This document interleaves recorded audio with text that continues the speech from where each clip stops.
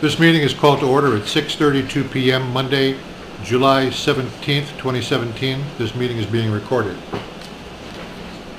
Move to accept the minutes of last week's meeting as written. I'll second it. All in favor? Aye. Minutes of last week's meeting are accepted. Okay, we've done payroll, vendors, correspondence file. First thing we're going to do, though, is take a look at this because we've overlooked this the last 2 weeks, so Alissa maybe put it on top. This is the PA 28 Inventory of Taxable Property form. You may remember in previous years, each year you get a form in the mail and you had to sign it and send it back. Everybody know what I'm talking about? Yep. If you had made any changes to your property or anything like that. We stopped doing that a few years ago. The state just wants to know if we're going to do it this year. I suspect we are not going to do it this year. No. So we're in agreement. We'll just send this back to them marked no. Okay.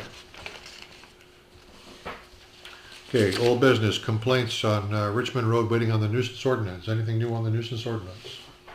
Which nuisance are we talking about? The one we looked at tonight, or The ordinance.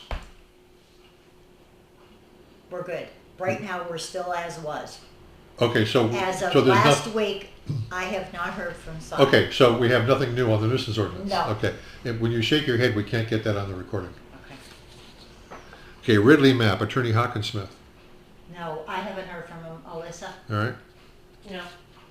Job descriptions, Curtis. I got the book, and we just got to sit down now and go over it. And I've been talking to email correspondence with Carol. I can't remember her name off the top of my head, but with contacting MRI, and she says that she's willing to work with us and give us an estimate and to go over job descriptions, salaries, and competitive wage with like towns. So All right. when we sit down and go in further and more in depth with that, As soon as you get a quote, we'll talk about it. so all right. But yeah, we're way behind the power curve on this, and we need to get these done. Yep. Okay, forensic audit.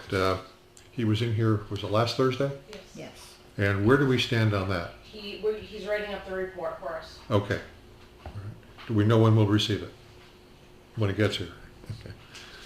Okay. CDC no smoking at the Samuel E. Paul Community Center.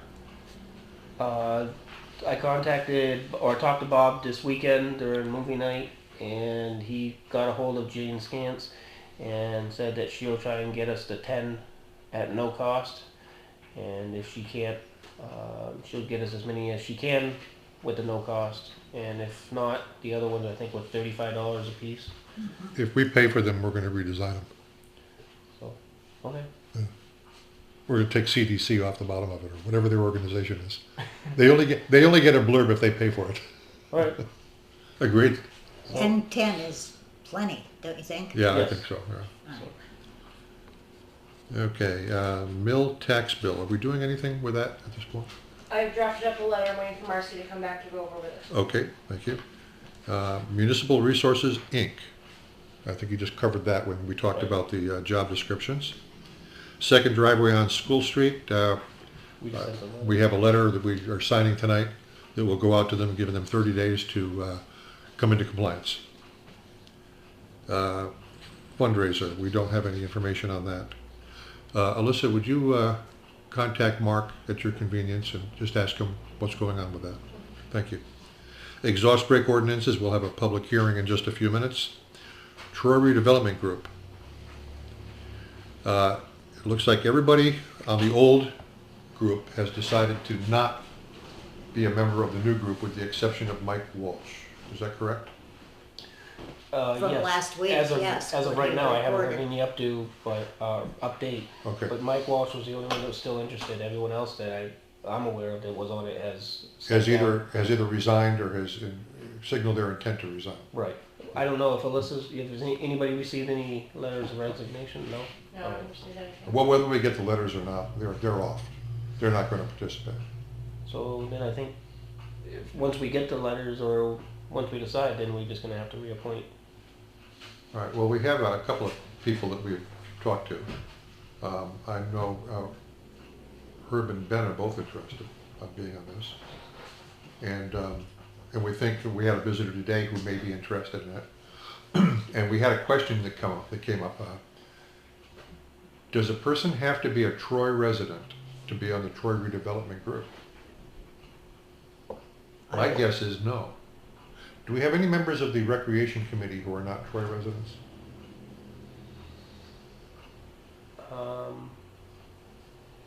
I don't think so. I think they're all Troy residents. If someone from Fitzwilliam approached you and said, I want to be on the committee, what would you do? We'd have to discuss it within the current group and vote in whether or not to let them be on it, really. But the residency would not be an issue? I don't think so. Okay. I don't remember seeing anything in the RSA about that, All right. so. But I think they should be a Troy resident, simply because if you own property, not for your Special committee, interest. but I mean, yes. Well, what I'm really concerned with is there a legal requirement? I don't know, we haven't looked into that, but I think myself personally, if you own property within the town, you have a vested interest to do what's best for the town. Yeah. We don't want anybody with an ulterior motive from another town. We don't know that they would have that, but I don't know that we would want them. All right, but you're talking about whether or not we should allow someone Correct. from another town on the committee. Correct. I'm talking about whether or not we legally can let them on the committee. If we can't, then the issue of whether we should is not irrelevant. an issue, right. All right. I'm going to make a note of that, and I'll contact NHMA and see what they say.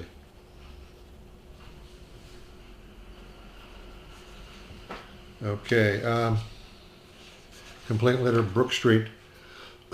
Gave that to the chief, and he's looking into it. We discussed this at a meeting last week.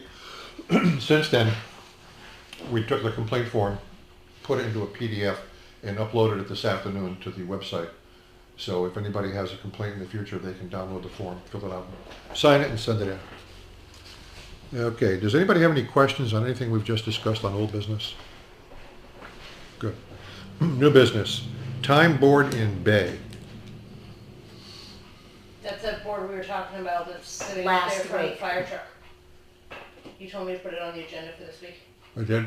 Yes, and, What is it? okay, all right, it's falling apart. Yeah. Okay, when we painted the building, it was taken down. It's sitting out there leaning up against the fire truck. What's a time Remember, board? It's, The that's hours what for it the town is. hall. It's the Oh, old okay, all hours right, for the all right. town hall. And I was They going, used to sit on the front of the building. correct. Yeah, okay. I was going to take it and just repair the frame. Yeah. I think the historical value is there in what is printed on it at the moment.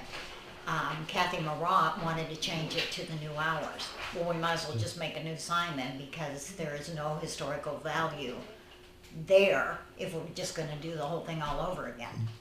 So that's where we left it. All right. Let's table that for a week. I want to take a look at that. Okay, I haven't seen it yet.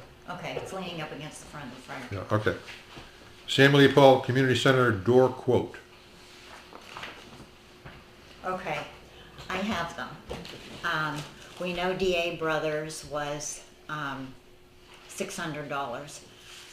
We have two others here, but as I told Jimmy last week, they all have to be equal as far as what they are quoting on, and they aren't. So the one from, I think it's your dad, needs to be eliminated. The only thing that's on, there's no painting on here. There's Oh, the no painting- frame, no The trim. painting actually needs to go back to the DA Brothers because they never finished it. So that painting should be exempt from all of this, all the quotes, because they never actually came back. Well, and why put all didn't you the first mention quote. that to Jimmy last I week? forgot all about it. And it wasn't brought to Okay. my attention. All right, but the point is, he also did not do it on labor. All quotes have to be equal as far as, I mean, if, the next time we do this, we need to do it from the beginning. With an So invitation to that- bid. A printed Correct. invitation to bid, I think- specifying everything that you're looking for. So I'd like Exactly. to put this out for the invitation for bid, because the taking the door apart and doing that, the DA Brothers, in my opinion, they installed the door incorrectly. You got the bolts going through the door on the top, like it was in the front one, the front door, and it was just shoddy workmanship. So technically that door is actually no good, and the whole frame for the clothing should be actually flipped over. I know, but we could go round and round about this. The thing is, it needs to be repaired. Yes, but I And spent we another have- $10 or $600 approximately after we spent $10,500 originally for these things. It should have been done right the first time. Okay, but we're way beyond that, Curtis. They were broke, the doors were broken, they need to be repaired, we have to repair them, period. We have 2 good quotes, one from DA Brothers for $600, another one from Tyson Williams for And $650. do they have painting on both of those? One, he excluded the paint for $650. DA Brothers included the paint for $600. Well, they need to take their amount for the painting, because that was never actually done originally when the new doors were put back in. They said But they why couldn't do it was- because it was too cold Oh, and the weather. So they were supposed to wait for warmer days to be put back in. And me personally, I think the townspeople are going to get more and more frustrated. We keep spending ridiculous money on things that should have been done right the first time. okay, that's the painting, that isn't the repairs that need to be done to the door. The repair that needs to be done was caused by a person. It was, and it also could have been stopped by the door stop that's put onto the bathroom doors, but for some reason that doesn't have one. Okay, but we're arguing about something that's... So that's why I'm saying we should put this out for bid. Let's do it the right No, way. we're not gonna start over again, no. We're not gonna start over. We have 2 good bids. But that's If you for, wanted to do it that way, we should have done it that way from the very beginning, and we did not. well, then we're adding in extra time and extra money for painting that should have been already taken care of originally. Okay, but it wasn't, so here we are. So we're gonna spend more money that unnecessarily that could have been No, saved. what we could do is if we go with DA Brothers and they included the paint, we could ask them to deduct the paint. It's that simple.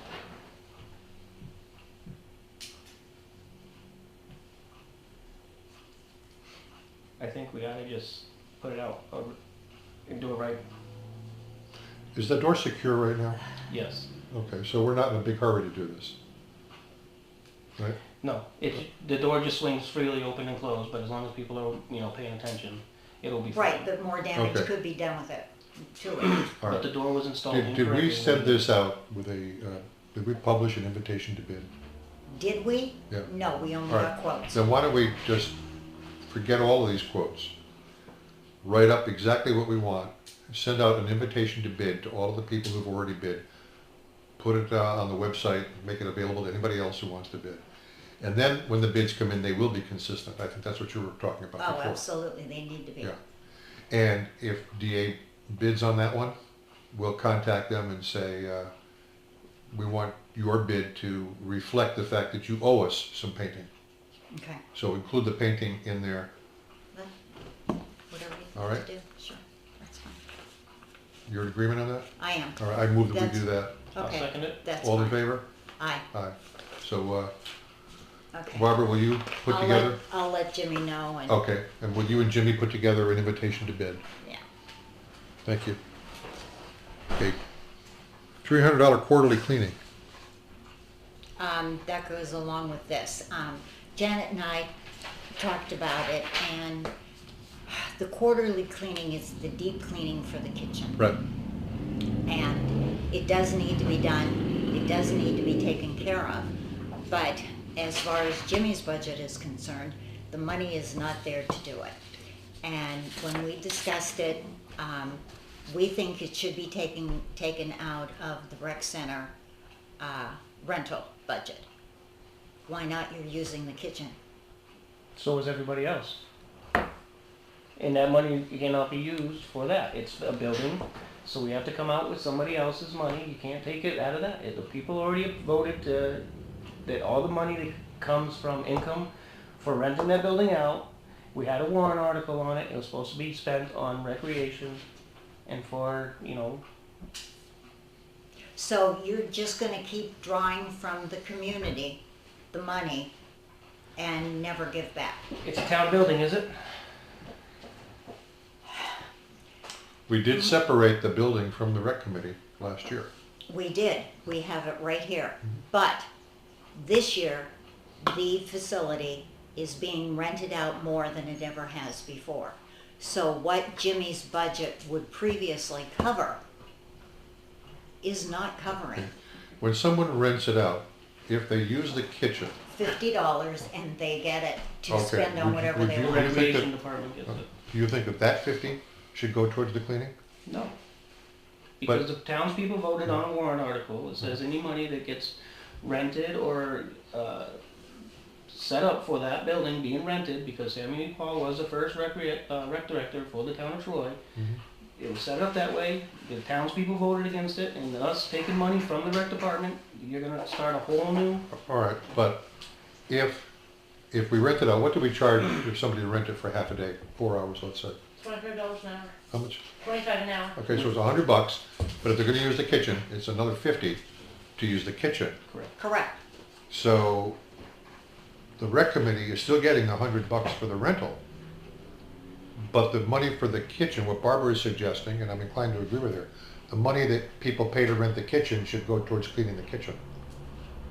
I'm telling you that the money that, the townspeople voted on it, Okay? and any of that money needs to go back to the recreation and their revolving. Then maybe the way to deal with it.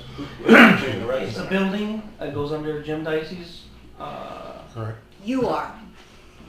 I always pay for everything, so it's not gonna matter. So who pays for the Cleaning of the cleaning rec of the center. community center? Everybody's That in comes there. out of know the that. operating budget. Which department? Jimmy, utility. Jimmy? Well, let me be more specific. There is a separate section in the budget for the community center. Right.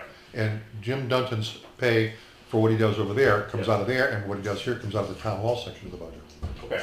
and Jimmy So controls out that of part of the, the so out of budget. the building, so the budget for the building pays for the maintenance, or for the cleaning of the Right. actual rec center. Right. Okay. So what I was suggesting is that maybe that 50 ought to go to the building instead of the rec committee to pay for the cleaning of the kitchen. I don't know. But if we can't do it because the townspeople voted to have the whole thing come over to rec committee, and if that being the case, it's really not up to us. Well, there's a fund already set Let me up. just add something to that. When you have the community breakfast down there, that's run by your rec center once a month, okay? And of course, the stove is being used, the gas stove, all of the kitchen is being used and like that. So I don't think that, and you're earning money from that breakfast and putting it into that fund, just strictly from the community breakfast. So I don't really think that cleaning that where the wall is, and of course, I've already said that something should have gone on the wall in the first place, like stainless steel or formica or something, so it could be washed. But anyway, so that's where that extra money is coming in to pay somebody to come in and clean that kitchen thoroughly. But the rec committee is putting on a breakfast. It's not a rental of the center. So I don't think that people should be paying for that $300. We've already put $600 into it, and Jim had $1 for the appropriation on this, I believe. So he's way over on the budget there. So I think that if you've got to bring somebody in extra besides what our custodian is doing, the floors and the bathrooms and everything, and he's not required to clean the kitchen, then it should be your responsibility, the rec committee, to pay for that person to come in. And a way of doing it that would not violate the warrant article that was passed at town meeting is instead of having that $50 go to the, come over to the town side and go into the operating budget for the community center, just have the rec committee pay the $300 to have it cleaned. Well, we used to back when we had both the building and the recreation department. And we also used to get a lot of the stuff that we did a lot cheaper, because we know people that would come in and do a just as good a job, if not better, for less money. You can still do that, Curtis, because actually the rec committee could say, who I want to come in and clean it, and how often that you're gonna need it cleaned. Sure. We We could agree that the rec committee would take the responsibility for cleaning the kitchen quarterly, or having it cleaned quarterly. You could either pay to have it done, or you could call in volunteers to have it done. As long as the grease trap, isn't the grease trap included in that? Mhm. Is it? Okay. The grease trap is done once a year, I believe. Isn't that what Tom went and showed Jimmy how to do? Yeah, So that's not part of it. They don't clean the grease trap during those quarterly I cleanings. thought she did it No, the that's first. down in the basement. and So let me ask just one more question. So why is the kitchen different than the rest of the building? In different what way? How Much it's more treated. than the rest, like how it's handled. So the rec committee rents the building out or uses the Well, building? the rec committee doesn't rent the building out because they don't have responsibility for the building. So the town rents it out. Bob Norton, as rec director, is one of the two people who has access to the online scheduling. So he could, if you wanted to rent it, you could go through Bob, Right. or you could go through Alissa. But renting the building Yeah. versus renting the kitchen, how is that different? Because the kitchen doesn't, or the kitchen gets a lot dirtier than the rest of it. There are a lot of things. But from how the money goes, from how the money flows, But and we- how the situation works, so Right. renting the kitchen or renting the rec center, is it any different? I'm not sure it is, Okay. No. So I'm just wondering why it's being handled differently. because Jimmy didn't have the money in that portion of the budget to pay it. So when So we're looking for someplace else to get the money. So when Okay, Jimmy doesn't but have the moving money, forward, moving forward, wouldn't you make that adjustment on the budget? If you Yeah. budget enough this year, Yeah. you were short in your budget, you would make that adjustment next year on the budget. You're right, you're right. So, So here we are upping taxes to do this. well, it's a town building, and the rec department was constantly getting that thrown in their face and, reprimanded about this whole thing, that the rec department doesn't own the building, so if we don't own it, why should we be paying to have it cleaned? Because we're not Because the you're only using- ones, we're Well, not the only ones that utilize it. well, maybe we should charge the rec department to use it. You could, I'm joking. you could. The money's gonna go right back into the revolving fund for the rec department, I mean, that makes sense, but The rec center should be. It's not a community center, it's not a rec center. Community center should be self-supporting. It never will be. It certainly should be. You're right, it should be, but it won't be. So we have to deal with what will be, not what should be. And didn't Samuel E. Paul set up another fund for maintenance for the place Yeah. that we have money in? We have an expendable trust, and he didn't really, we set it up ourselves, okay? When the community building was going to be built, we had two funds. We had the Samuel Paul Law Memorial Fund, and we had the Youth Center Fund, okay?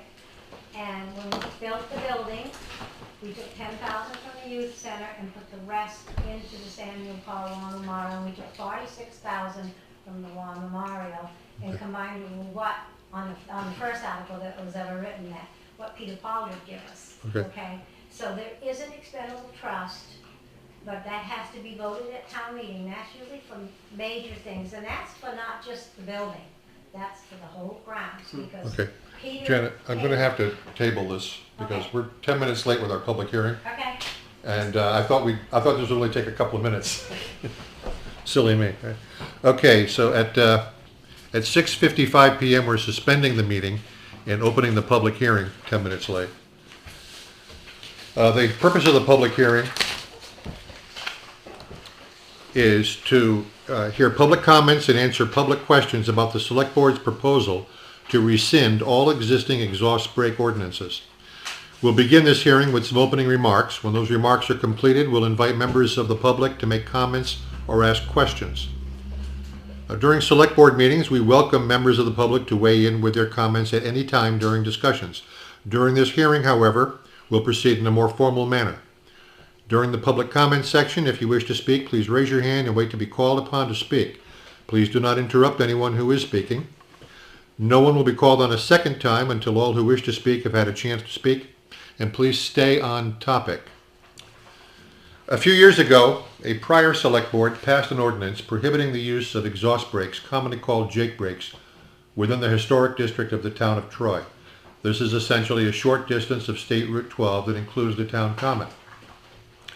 Such an ordinance cannot be enforced unless appropriate signage is placed at each approach to the historic district.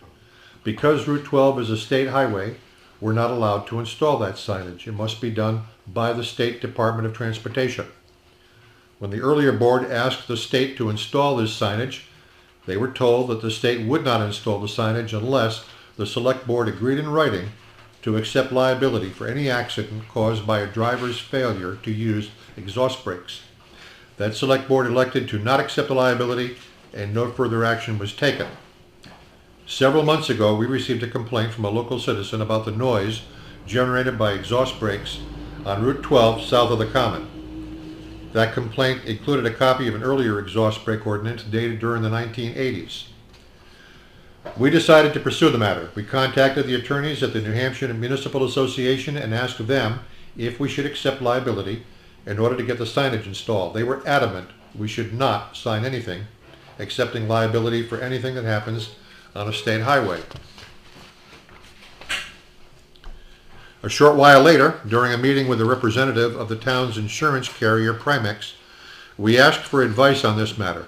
The Primex rep said we not only should not accept liability, we should repeal any existing ordinances that prohibit the use of exhaust brakes.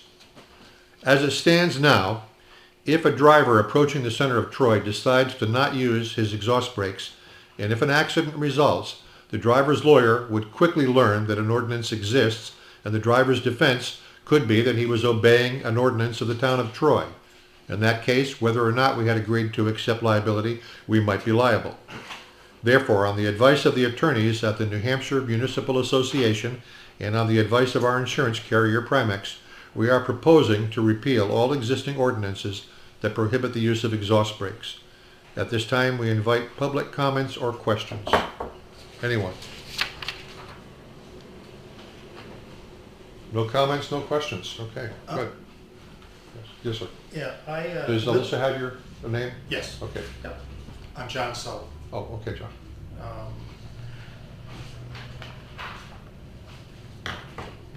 If someone doesn't live in the square, and if you live a bit south, north, or down one of the side streets that come off of the square, those breaks are really horrendous. They've waken me up many times in the middle of the night. My wife too. My wife's a really late sleeper. And I do see in different communities that they do have such ordinances. I know it must be a bear to try to enforce these ordinances. But why I believe it's 30 miles an hour when they're coming from the south. Or the north. Or, yeah, or I think it's even less, right? No, it's 30 in each direction. Yeah. So why do these big trucks need to apply a Jake brake if they're in fact doing 30 or less? I don't know, but that's really not what this hearing is about. This hearing is whether or not we should repeal the existing ordinances. If you'd like to discuss that, you can get on the agenda for a future meeting and we can discuss it in a selectmen's meeting. Okay, but this has been brought up time and time again, and it doesn't seem to get resolved. Well, it depends on what you mean by resolved. It's unenforceable. Without signage, is that what you're saying? That's correct. If we accept the liability, if we say the hell with what the lawyers say, the hell with what the insurance carrier says, we'll go ahead and accept liability, then we can put the signs up. Does that ensure that they will obey the signs? No. Chief Ellis, how many officers do we have on duty in the middle of the night? None after 2 o'clock. Yeah. So what time are you running into problems with this? All kinds. All right. Mostly during the day, Okay. sometimes at night. Well, you mentioned being awakened, that's why I asked. Yeah. Right. Early in the morning even. Okay. 4 or 5. All right. Around that period. What would you suggest we do? Well, it's a good one. Like I said, In terms of this hearing now, do you think we should rescind the ordinances? it's a tough one. No, I don't. I'd rather have something on there. Okay. Bearing in mind Nothing. that we're not going to accept liability for what might happen if a truck has an accident because he didn't use the brakes. Therefore, we can't get the signs up. Therefore, we can't enforce the ordinance. In light of that, do you think we should keep the ordinances on the books or rescind them? Well, rescind it. But then it should be brought up again, and maybe at the state level. Perhaps. That's if that's what it takes. Yep. And the way to do that is contact your state representative and see what you can accomplish there. But we're not going to accomplish anything here, other than to protect the town against legal liability, which is what we're trying to do tonight. Okay, understood. Does anybody else have anything? Well, the thing is, I'm looking into, because I was up in Maine a few weeks ago and stuff, and they actually have signs that, for the motorcycles, that say, you know, please be quiet, or what, you know what I'm saying? So I'm looking into trying to see if there's anywhere I can get some of those signs that just say quiet area or whatever, to put up to try to curb it. I mean, you can put up signs that say don't do something, and they're going to do it anyway, some of them. I did put out a directive. I was supposed to bring it over. I was going to bring it over. Directive patrol. We've started doing it for 2 weeks now. Where both shifts are directed to be at least right by the Lutheran church for at least an hour, in stopping vehicles for, and if you hear a truck come down, most of these trucks, it's because their exhausts are probably illegal, or they're, you know, they're not, that's why they're louder. Yeah. So what we're trying to do is and I've stopped a couple trucks just the other morning, and I actually told the guy, why don't you get on the radio and tell them about quiet through the town. It'll get around through all the truckers, and it's not going to happen overnight, but I'm hoping with the signage too, possibly saying, you know, quiet, please be respectful of quiet. I don't know, I forget exactly what it said, but it made sense because they have a lot of issues up in like Old Orchard and stuff with motorcycles and revving their motors, and so I'm going to look into that and see if I can get some kind of signage that would say, it's not saying don't use your engine brake, it just says it's a quiet zone. It's not a legal sign, it's just a suggestion. It's just right, and I don't think the state would have a problem having those put up. Right. So that's what I'm looking into, but I have directed a directed patrol memo out saying I want at least 2 hours on. The most complaints have been coming from the Fitzwilliam Road, so that's where. And that's probably because the speed limit drops from 50 to 35 by the firehouse. Right, where Whereas out there it's 30, 35 for then a couple miles. 35 then 30. drops again. Right. Yeah.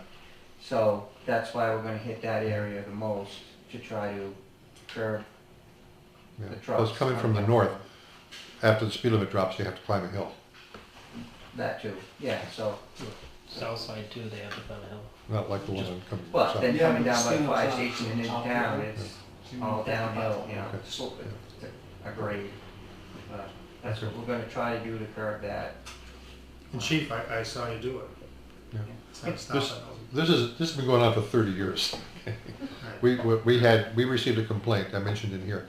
Somebody sent us an email a few months back, and they included a copy of an ordinance prohibiting the use of exhaust brakes. It was dated in the 1980s. When the select board passed another one a few years ago, they didn't know about that when it was so old. They didn't check, I guess. But, so this is not a new problem. It's just that we can't find a solution to it. May I say one more? Sure. thing? It isn't a contradiction to the noise ordinance, I believe, of the town. That's a separate thing. Well, how can you separate the noise from the jake brake? Noise is based on decibels. Exhaust brake ordinance is based on the use of the item. And that's what we're rescinding today. Okay. A noise ordinance is totally... No, I'm not complaining on that Okay. issue. I'm just saying that there's a noise ordinance that says sudden downshifting or upshifting, Mhm. which creates, an unacceptable level of noise. Then that, if that ordinance says that, then that ordinance can be enforced. But that's got nothing to do with this public hearing, which is just on this one ordinance, or one group of ordinances. We're not really sure how many there may be. We know of at least 2, and that's why it says all existing. But all we're talking about right now in this hearing is, should we rescind the existing exhaust brake ordinances? if I could just say something about that Sure. ordinance he was talking about. Again, whoever made these ordinances, that ordinance was several years ago. Then they put another ordinance in for, under another town ordinance about the vehicle stuff. So there's like 2 different ordinances about noise. A couple towns I worked in, we used to have an ordinance, and it was unnecessary noise ordinance, not just a noise ordinance.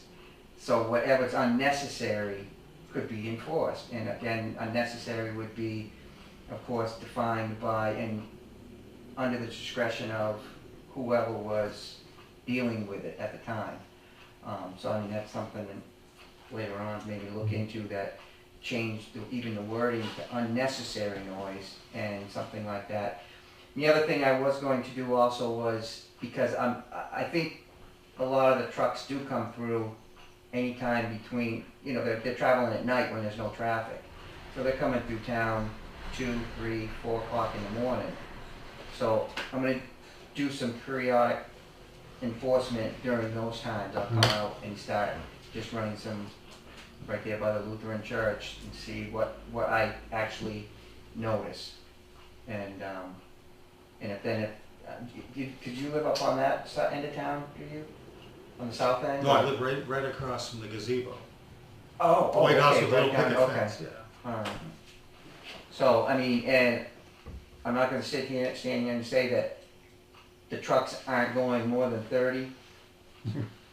My officer got one very fast the other night, and so he got, you know, been issuing tickets for that. But when in the mornings, I've been stopping them anywhere after they hit 40 miles an hour, but those trucks weren't using they were hitting that corner at 40 miles an hour instead of even using their engine brake to slow down. So I think what we're going to find, and that's why I'd like to do a little bit during the nighttime, is it's a lot of the Canadian truckers that come through town, because that's what we've been stopping, is the Canadian truckers for excessive speed through those areas. So They can run open pipes. in Canada, yeah. Yeah, So Canada, so. you know, that's what I think we're going to find. But I'm still doing some more enforcement, or trying to collect some data on exactly what is causing the issues. So thing is, you know, might not be able to get them all. That's the thing.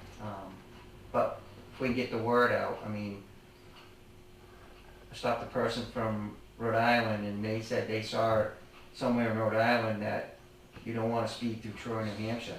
And I go, you serious? He goes, yeah. I said, why were you doing it? But if we can get the word out of that, and maybe the signs that say quiet areas, quiet zone, you know, or whatever. But I'm working on that. Thank you, Chief. Anybody else have any comments or questions about the proposal to rescind all existing noise ordinances? There are none, then close the public hearing at 7:10 p.m. Resume the select board meeting at 7:10 p.m. I move that we adopt the proposed ordinance to rescind all existing exhaust brake ordinances. I second. All in favor? Aye. Aye. Motion carries. All existing exhaust brake ordinances are hereby rescinded.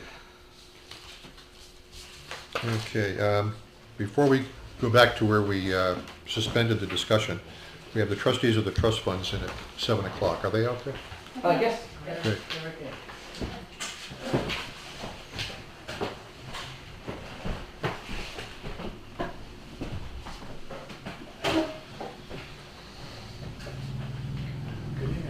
Hi, Aaron? Norm? Mike's not with you? No, we're a quorum, so Okay. we'll do our best. How are you? I'm extremely well. How are you? Excellent, thank you. Thank you for taking the time to meet with us. I'm Aaron Pat. I live at 223 South Main Street. This is Norm Dion. He lives on South Street. And we're the trustees of trust funds, duly elected by the town. And I came in the other night to speak to the board briefly. You were kind enough to squeeze me in. And at that time, I requested that you put us on the agenda as a board, so we posted this meeting. This meeting is a meeting of the trustees of trust funds with the select board, 2 boards. And after this meeting, we're going to go and have another meeting on our own. Hopefully Mike will be here for that. But in the meantime, at the last meeting, I told you that I was here as a representative of the trustee of trust funds at their direction, based on some conversations that we had had. They asked me to follow up on the discussion about the Giorgiani Trust Fund, and I brought that information to you vis-a-vis the DRA and the Attorney General's office. So tonight,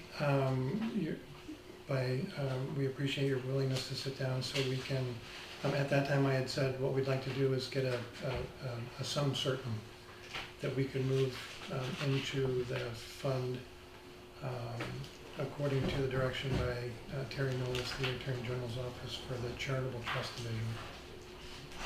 And at that time, I think Curtis was running through a few numbers, and he said he had 3 or 4 numbers or something from various times and dates. And I had mentioned that previous to your discussion a number of weeks ago with Norm, when he came in to just touch base with you, that the treasurer had come to visit with us and had given us a spreadsheet, and the spreadsheet was a little bit more than the number that was voted on at town meeting. So I was lucky enough to run into Janet at Tractor Supply. We were out getting different things for different reasons, and I thought, my God, isn't it amazing that the universe would make it so that she would run into me while she's buying a lawnmower blade. She might have been stalking you. I'm not too sure. Is that true, Janet? No, she's saying no. Okay. So she was kind enough to reprint the spreadsheets that she had provided to the trustees. Mm-hmm. And on this spreadsheet, do you have a copy? Yep. Yes, we okay. all have it. So I don't want to go through the math because that would take quite a long time. But if I go to the last page, and I go down to the lower right-hand corner, there's a total, which is slightly larger. It's about what I said, a couple $1,000 right here. Greater than the $544,290 that was discussed at town meeting. And that number is $546,385.66. She's put together all of the documentation on all the checks that have been written and any monies returned to get to that number. And the only thing that I saw that was of interest was sort of short money, $291.47 that was spent in 17.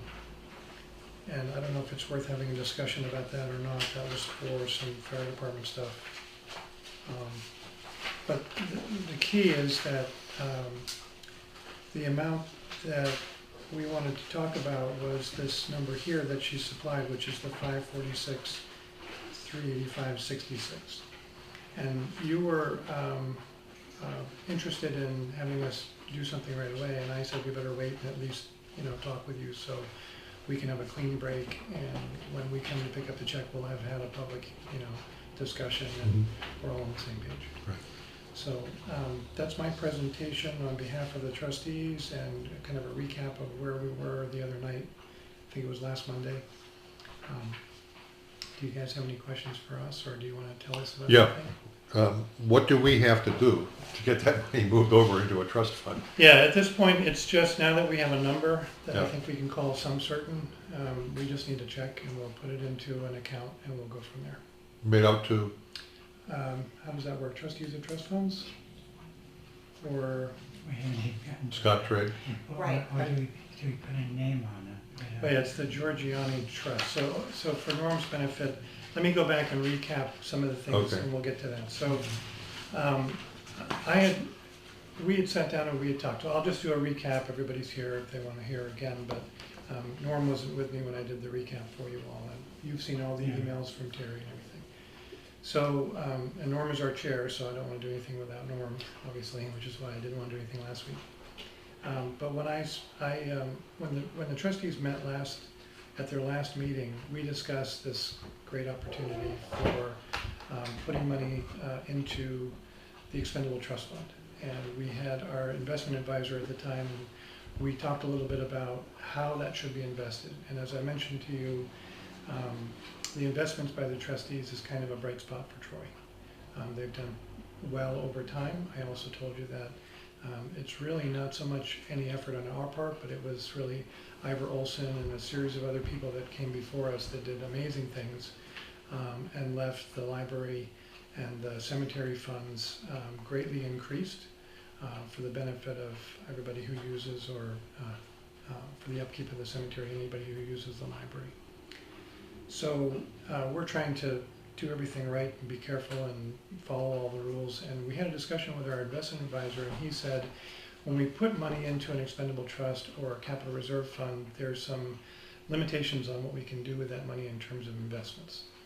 And so I said, well, maybe what we should do is we should just touch base with the Charitable Trust Division, which is who the trustees are governed by, and just double check on that, because our investment advisor was telling us you have to make sure that it's 100% available, and so it has to be liquid, readily available, because an expendable trust fund is meant to spend.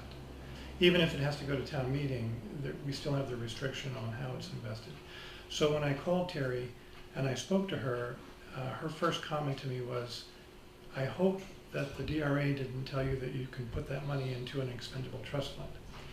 So I said, okay, so maybe you better tell me, where are we at? And she said she had gone back and looked at the information, and she had been asked to do that by our Department of Revenue advisor, and there was some concern on both sides, and so eventually Terry sent an email that said this was originally a gift, and the only type of money that goes into an expendable trust fund is taxpayer funds.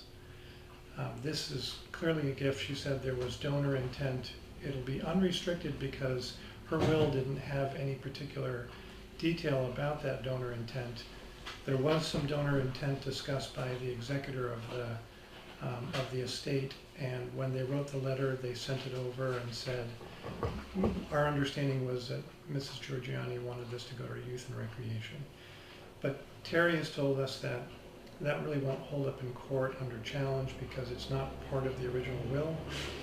The letter from the estate doesn't rise to the level of putting an intent from the donor onto those funds. So, end result, it will be unrestricted money in that fund, not earmarked for anything in particular. So I talked to Terry for an additional amount of time about some other questions that came up as a result of that statement that she made to us. And then I called Jamie Dow at the Department of Revenue, and I said, okay, I just had this discussion with Terry Knowles, and she said, well, I just went and did a convention with her, and we were up and we were speaking on the same stage, and we talked about it afterwards, and we're getting on the same page. So she asked us not to take any money from the town at that time, because she had originally intended to send a letter to the town outlining some of these issues. Subsequently, Terry then sent out an email to everybody, select board members, and the trustees, and I think Janet, the treasurer, and went through the RSAs and sort of outlined all of the issues that were at hand with respect to these funds. And her advice at the end was this needs to go directly into a trust fund, which we'll set up. Yeah. Hopefully that shows. And we'll do that with Ed, who's our investment person. And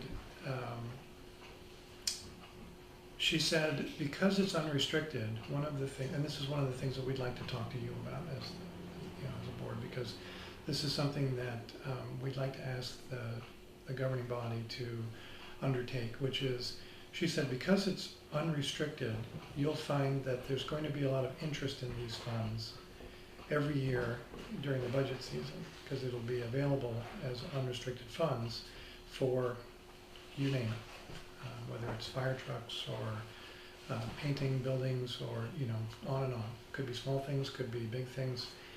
And the opportunity that we see is very similar to what we've done with the library funds and with the cemetery funds, which is to invest it and grow that money. And I'll give you a little background. The cemetery funds are funds that are geared only for cemetery and cemetery upkeep. And we have in excess of $1 million that has built up in that account. And so that makes Troy unique because there's a significant amount of money in the cemetery fund which can't be used for anything else. Mm-hmm. And we discussed, you know, there's so much money, it's more than we could ever use. Could we ever break that apart, go to court, and see if we could sequester some amount of money, probably pretty close to the amount that you see on page 3 that we were thinking about. And could we do something else? Could we set it up and invest it and grow that money and have the income, you know, pay capital reserve funds, for instance, every year? So that would be a relief to the taxpayers. But that's not possible with that particular fund, and so the money just sits there, and we take the income and we put it into an expendable trust fund, and that's what pays for the upkeep. And every so many years, we have to take money from the income of that cemetery fund and put it into that expendable trust fund. So we have some history with really looking at the makeup of these funds and also the limitations around them. Troy will never really, unless we have to go out and buy a new cemetery plot somewhere, we'll never use $1 million. And it's going to continue to grow. And so it's kind of a delicate situation, and it's a little frustrating.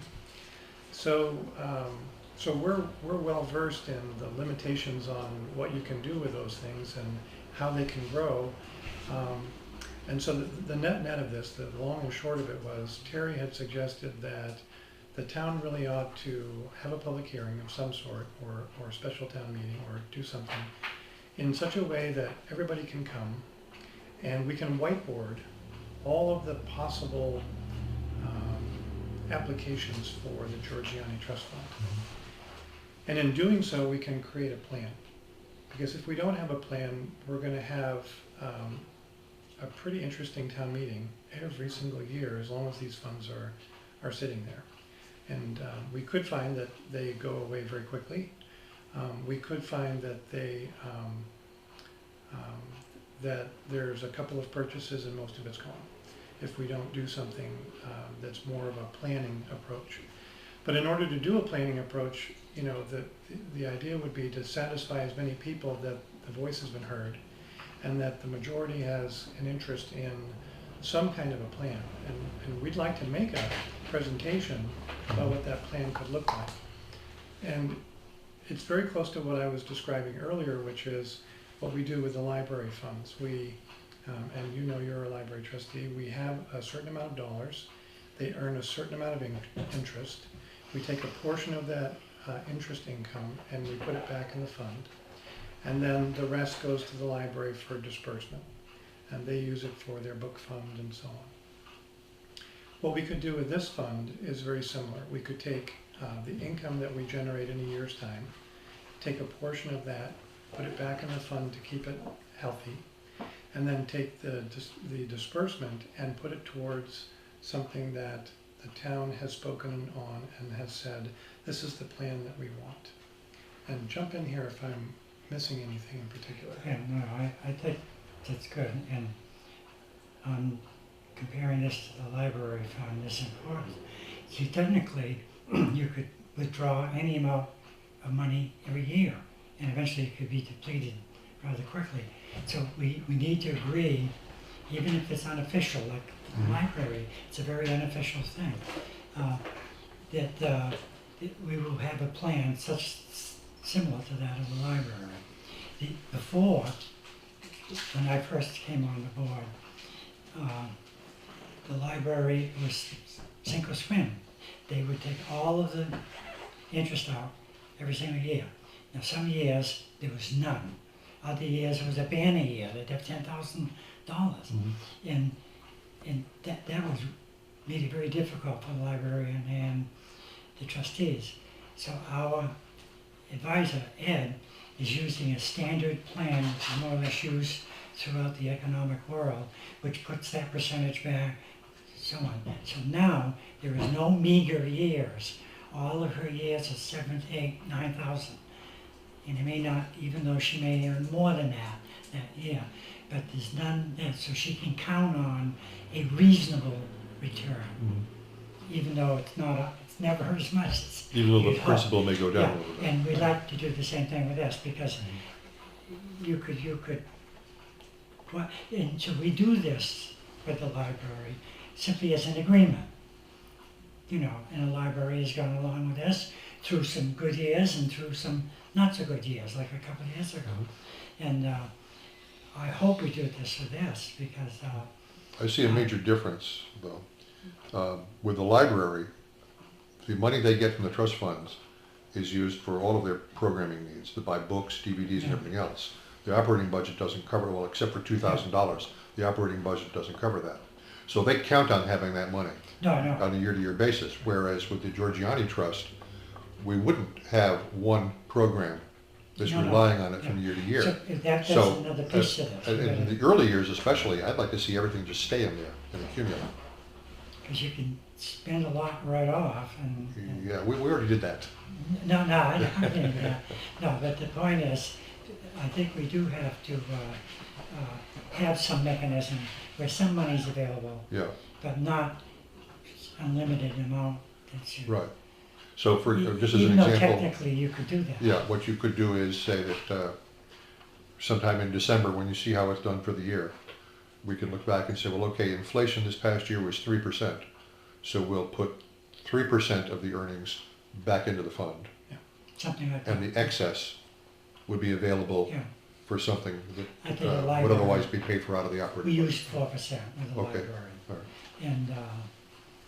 And it gives a good amount for the library and a good amount for growth. So, yeah, so I hope we can stick to that, because there would be, Okay. and it also be predictable year after year. The, Another problem, what we'll have to do is decide how do we get to expend that, or who decides, so on. But that's an easy thing. Yeah.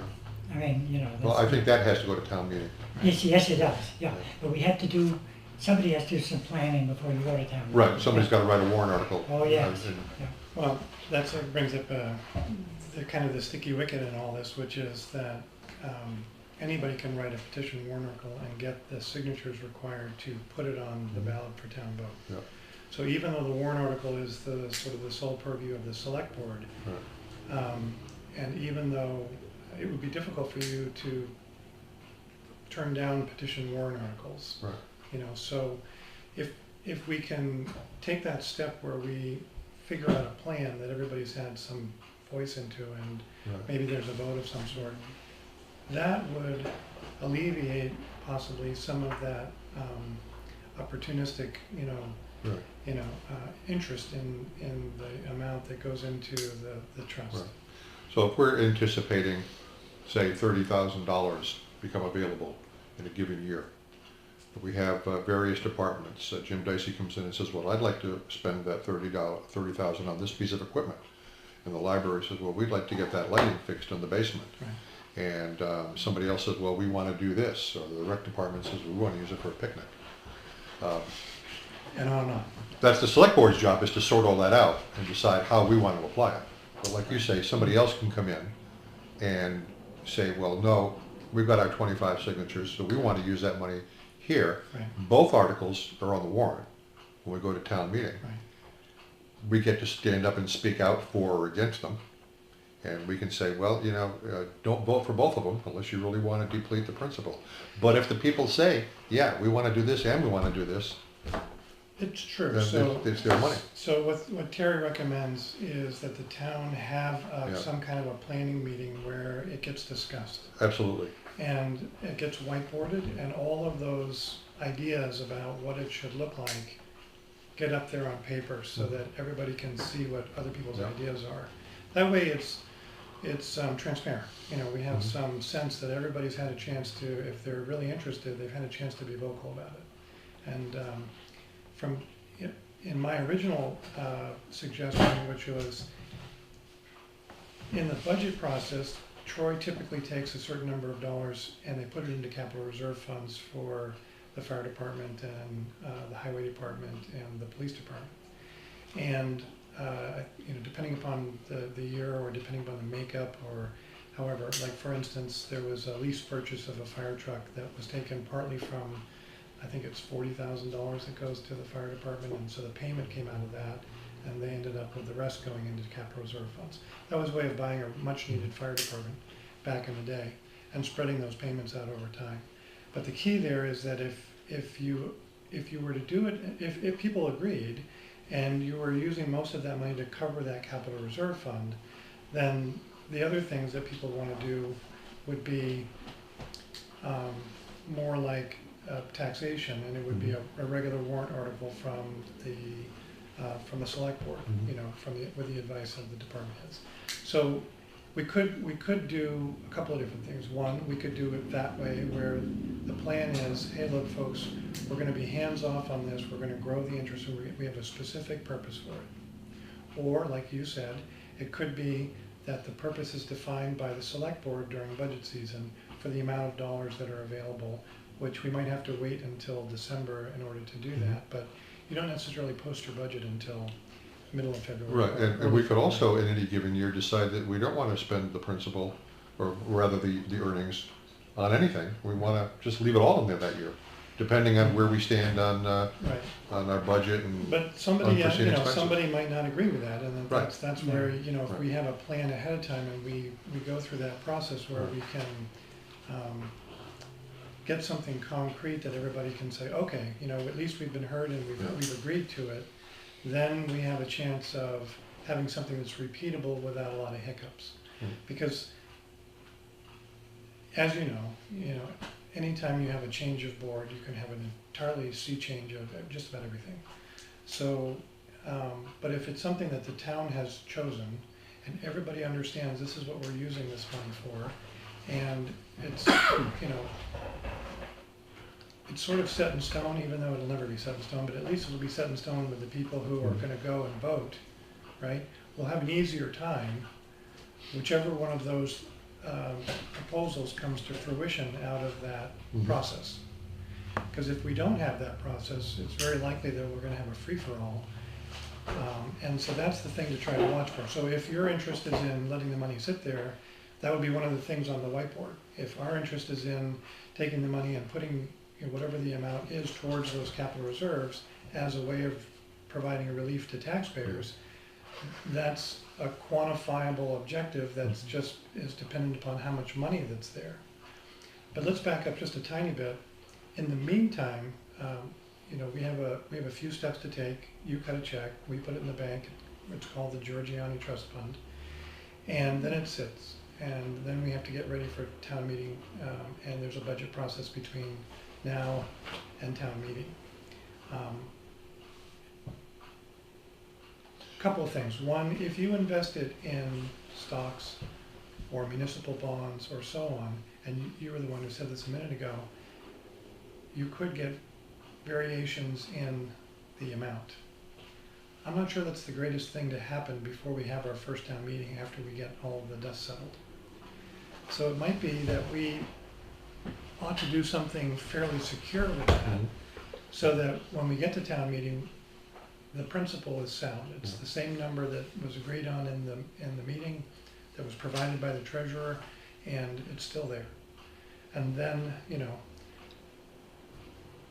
if we've had the meeting, the public hearing, or whatever we want, informational meeting where we whiteboard all these things and it's on a special night and we're holding it, Peter Paul, everybody comes in, or at the school or wherever it is, and we've done all that process, we'll be a little further down the road to actually knowing what we're going to do come budget season, Mhm. if we can fit this into your schedule at some point. Yeah. Otherwise, you know, I think we should, you know, probably hang on to every dollar and every penny, and then see if we can, you know, if we can have this process, have the process, and get some plan together and write it out. Okay. And then go from there. Otherwise, you know, like I say, if we go to town meeting, it's just gonna be up for grabs. Do you agree with the name Elizabeth Giuliani Fund? It's consistent with our other funds? Okay, we're gonna use Elizabeth, 'cause I like her first name, Giuliani Fund, okay? And otherwise, we're gonna have a lot of things to do, but I just want it to be open enough so people are excited about this thing. And from time to time, we could sit on this money and not spend it. But I'd like to see some good ideas from, different ideas Absolutely. from townspeople that I've never thought of before. And I think it'd be, she would, I never met her, but I'm sure she would be excited about having townspeople coming up with ideas to use this money. Mhm. And I hope it's open enough to do it. It's kind of Well, I think this Pollyanna enough. public hearing that we've been talking about is a certainty. Okay, You know, we're absolutely gonna do that, excellent, and at the community center is the best place to do it. okay. Yeah. And I don't think we have a whiteboard big enough, but you don't need one over there because you can use a laptop and Yeah. project it on the screen. Okay, But even the rules that we want to put in, Mhm. if they heard why the rules work the way they do, it would make a difference, you Mhm. know, so it'd be less arbitrary. In other words, why are we giving only a certain percent? See, now if they Yeah. knew that, it wouldn't be arbitrary and they'd say, oh yeah, no, Mhm. so on. So it'd be good information meeting. Okay. the other thing is, I think, you know, we'd like to know what the plan is, because if we go to invest that money, and as you say, it can wax and wane a little bit as it's building dividends or whatever it's doing. You're beeping. If you don't have the plan in place, and then suddenly somebody comes up with a warrant article to do something significant, right? It's difficult for us to turn around and find X number of hundreds of thousands of dollars now out of the fund, right? So when I talked about it going into, money going into an expendable trust fund, that's something that is maintained as a liquid instrument so that it can be, it's always available because you're going to spend it. Whereas if you're going to invest it, and that's one of the things that comes out of the hearing, even if, that's kind of like the baseline, you know? You need to know that there's some mechanism behind that on what we have to do in order to make it liquid. Alan, you can hear it, but that the battery I hear it has and I'm died. ignoring it. I've got two recorders here, so. Oh, Okay. okay. I know, we meet. Can we with shut it off? With a list of things that we need to do. Right now, it's just getting the money. That's why I always have a second. So, sorry if we Good. overrode No, your, you're fine. You wore the battery out. You're fine. Yeah, that's mine. That was a fairly new battery. I don't know.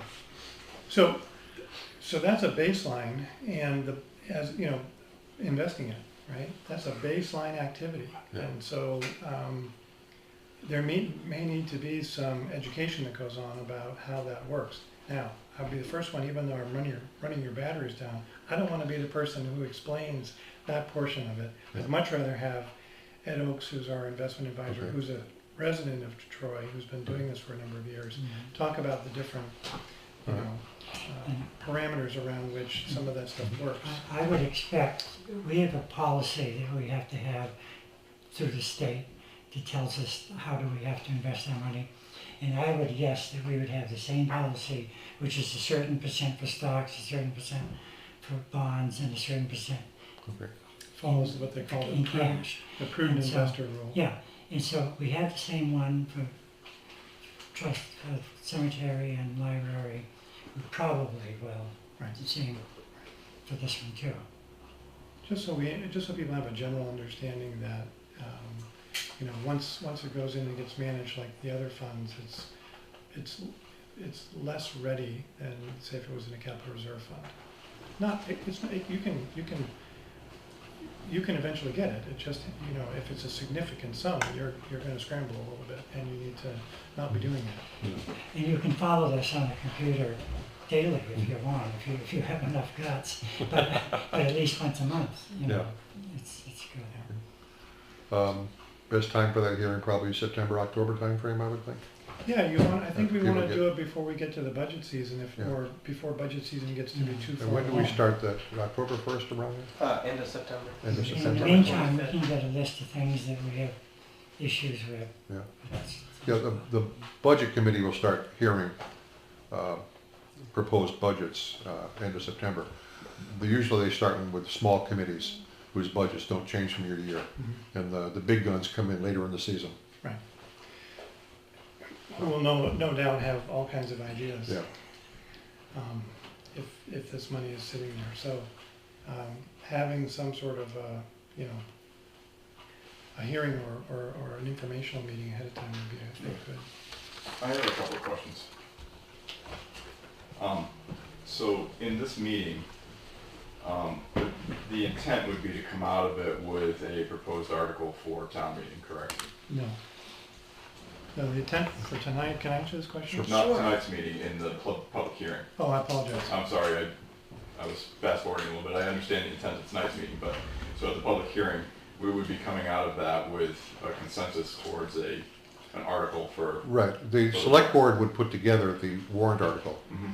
And we would base that, to the extent that it makes sense to do so, on what we hear at the public hearing. Okay, and that warrant article would take care of a couple of things. It would address the investment approach for the funds and the purpose of the funds. Is that I'm not true? sure about the approach. It would distinguish that it would not be an expendable trust fund, but rather it would be a trust fund. Well, I think we've already handled that. I think that's the done. AG's Okay. office took care of that for us. So, okay, so we don't have to, No. okay, good. No, because that's what it should have been right along. Yeah, all right. Yeah. So Well, we're, by Okay, so approach. what I'm saying is we're talking about whether or not to use, do we roll everything back into the, add it back onto the principal for the first 5 years, or some strategy, some investment strategy that we're gonna come up with? Is that gonna be identified in the article? That could be. No, I didn't think that was what you meant. I thought you meant, how do you invest it, such as a breakdown between stocks and bonds? No, No, no, okay. it was, because that would be durable at least until it was voted to be changed. Unless somebody came back with 25 signatures a year later, yeah.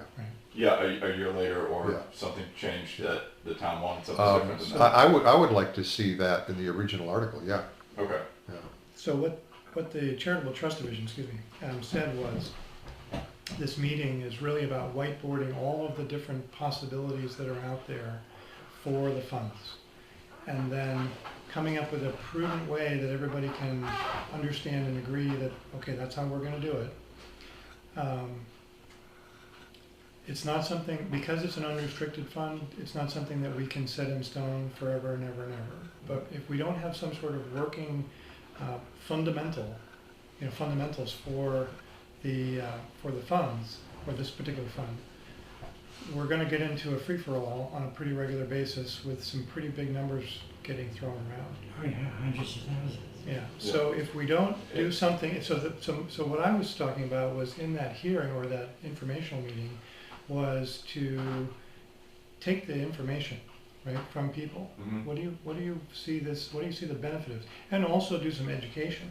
Okay. So the education is there to outline, we could use things like our success in the past and the success of past trustees who've clearly done a tremendous job for the town of Troy.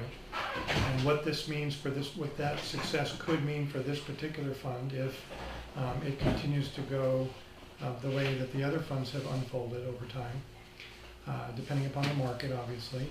And then there needs to be some sort of agreement that everybody can identify with, that this is how it's going to go forward. Now, I don't know if that goes to town meeting and gets put in as a warrant article for sort of a vote by everybody. That was my next question. Right.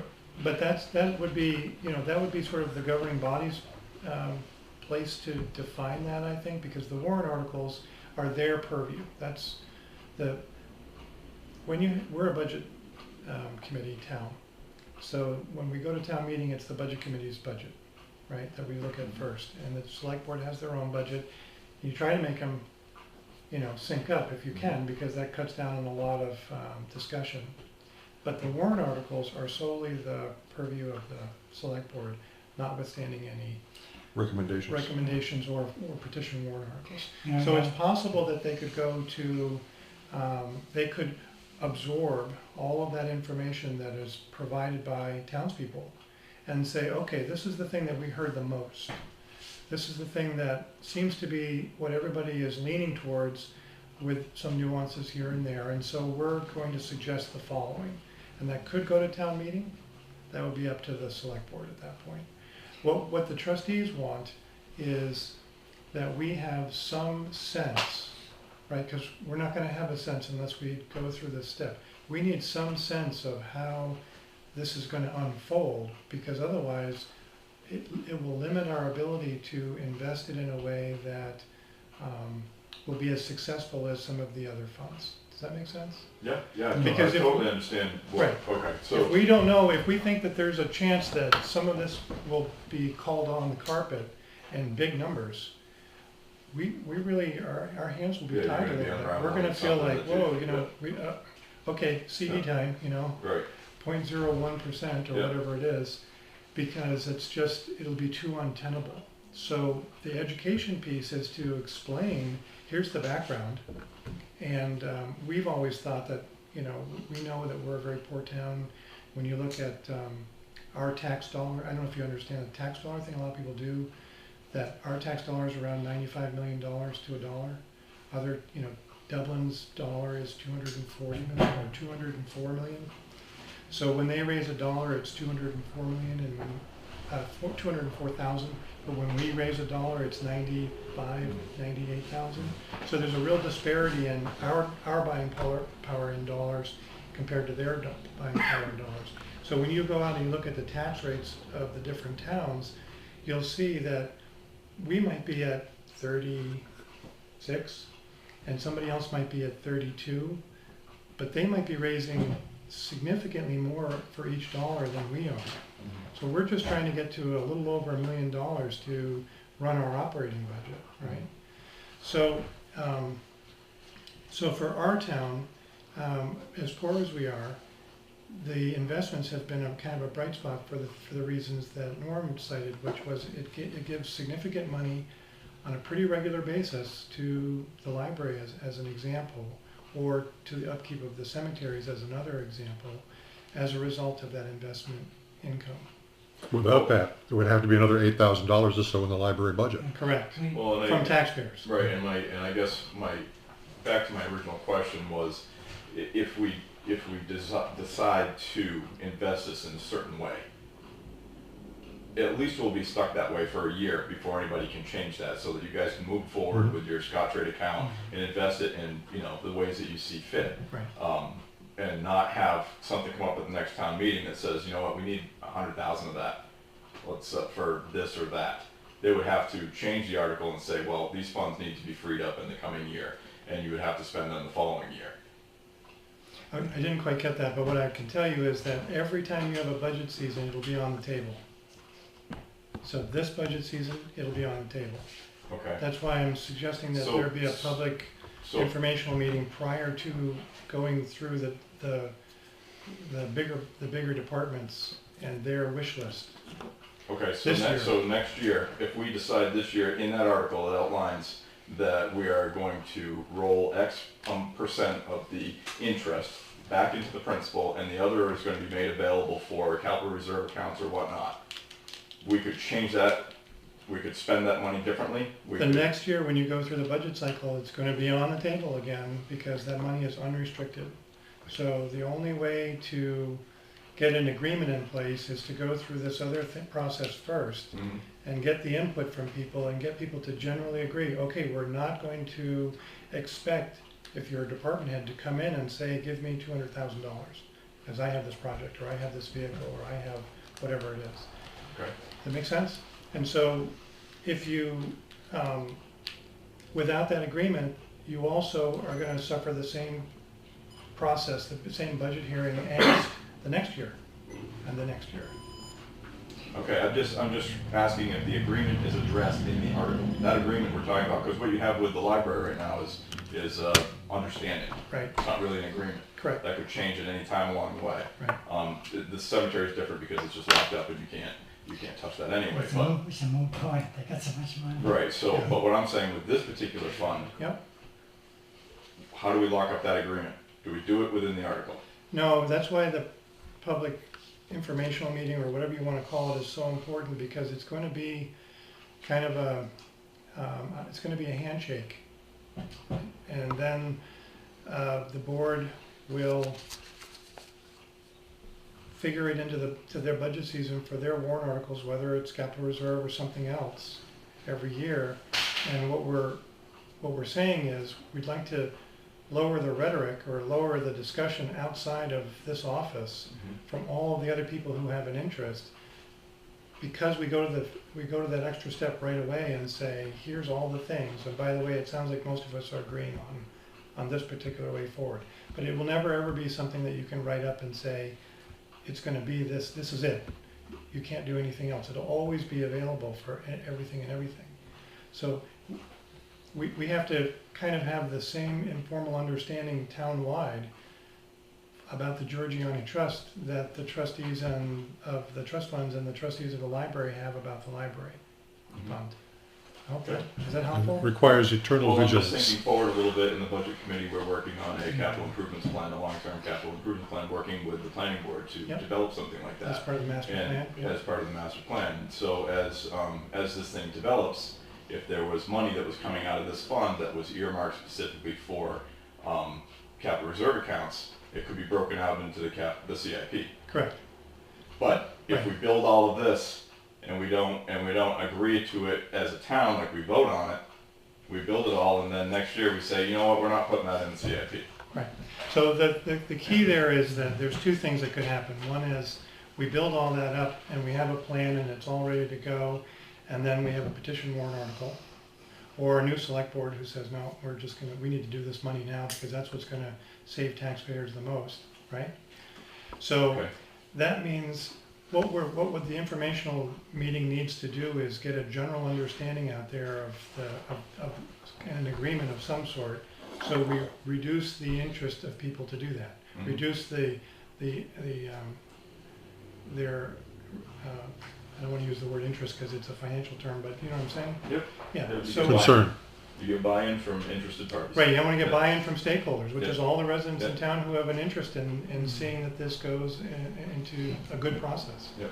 Okay. I'm concerned and worried about this first year, because the return this first year is going to be considerably lower than it will be the next year and the next year and next year, That- because we got a late start. That was my So next I question. hate to start with kind of a crappy Well, year, and people say all this for this, and yet if they started with a full year, then you'd have a fix. But I think you're gonna be able to outline that with your historical I hope figures so. applying it to this Right. fund, Yeah, and I I'm hope so. pretty sure you're gonna be able to enlighten everybody in that part of it. And that was my next question as to the investment of these funds beginning today. As stewards of the Yeah. fund, and we were, we've entrusted you guys with this money to invest it. Why wouldn't we just move forward with something more than just a CD in between now and the Absolutely. planning meeting? Yeah. I'll just raise my own concern. This is just me personally. Mhm. I understand that this has had a lot of interest and a lot of discussion, and there's been some money going in and coming back and so on. Mhm. And hard lessons learned. When you use that Scottrade account and you're looking at it on a daily or a monthly basis, the principal waxes and wanes. And depending upon how you invest it, if you're investing for, and I'm not an expert, so it's ridiculous for me to even try to get into all this, but just for the sake of discussion here, my concern would be that we go to town meeting and now we had a meeting where we came up with a number of 546,566, and it's now 521,000, something, and it's not the same amount, and people will feel like, wow, you know. So for whatever reason, my concern is that we probably ought to be static for a little bit. What I'm hearing from you is you'd like to see if this could get off the ground and go somewhere. I'm almost thinking, you know, I think we would be better off as the trustees to have something static where we have the number, and let's let this play out over a longer period of time, after everybody's had a chance to buy in and be a stakeholder and have their say. That's just me. That's not the board, that's not what the board will ultimately decide. And if we go to a meeting and everybody's on board with a plan, and that's pretty much 90-something%, everybody wants to go do it that way, because they see the wisdom and the prudence of it, well, then I won't be quite so concerned, right? I'll be on board as well. I'll be one of the stakeholders who's saying, okay, you know, good. But absent of that, I'd be interested in keeping it static until we have whatever the next step is. And then at town meeting, if the governing body wants to have a warrant article that has the town vote on that, about which is the plan, that would be like maybe a non-monetary warrant article that says, you know, here's how this plan is going to roll forward for the Giorgione Trust. And everybody votes, okay, you know, 99%, okay. You know, and that would be good too. And then we would be able to go from there with really no feeling of strings attached. Okay. Does that make sense? Yep. So something ultra conservative now and change that after the March, after our town meeting. That would be my preference, barring feedback. After town meeting or after the public hearing? Well, I was just going to say, I was just going to clarify. My preference would be that, barring a very uniform voice at the public informational session. I don't think it has to be a public hearing, but it could be an informational session. Using the term generically. Yeah. So Okay. that's what I think. Okay. Exactly that, barring some really forceful interest by everybody in pretty much the same thing. After maybe some education and everybody coming on board and getting on board with it, I think that would be, you know, that would be something to look for. Thank you. Anybody else have any questions Okay, so for the now trustees? Alyssa's gonna wanna know how to cut the check. To whom? Lauren, Deanna. Is it gonna be? Cash. Are you gonna invest it through Scotch trade, like even, can you do it even in a CD or a non? Well, Ed's not here, so we would take a technical question like that and we should get on the phone. So you want him to notify us and how he's. Okay, yeah. Yeah, Okay. Yeah. Okay, That's what she yeah, I'll wants do to that. know. Yeah. All right, well, Tonight. then we'll do it. I'll do that tonight.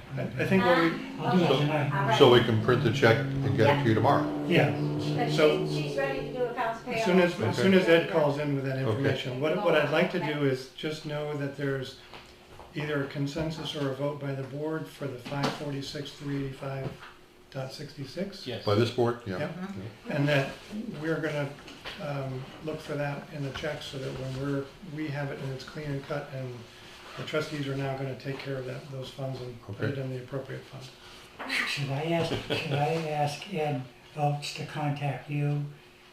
So I'm gonna, No, I won't be around tomorrow, but just call Alissa. okay. She's gonna cut the check. He can just come in now. Yeah, Okay.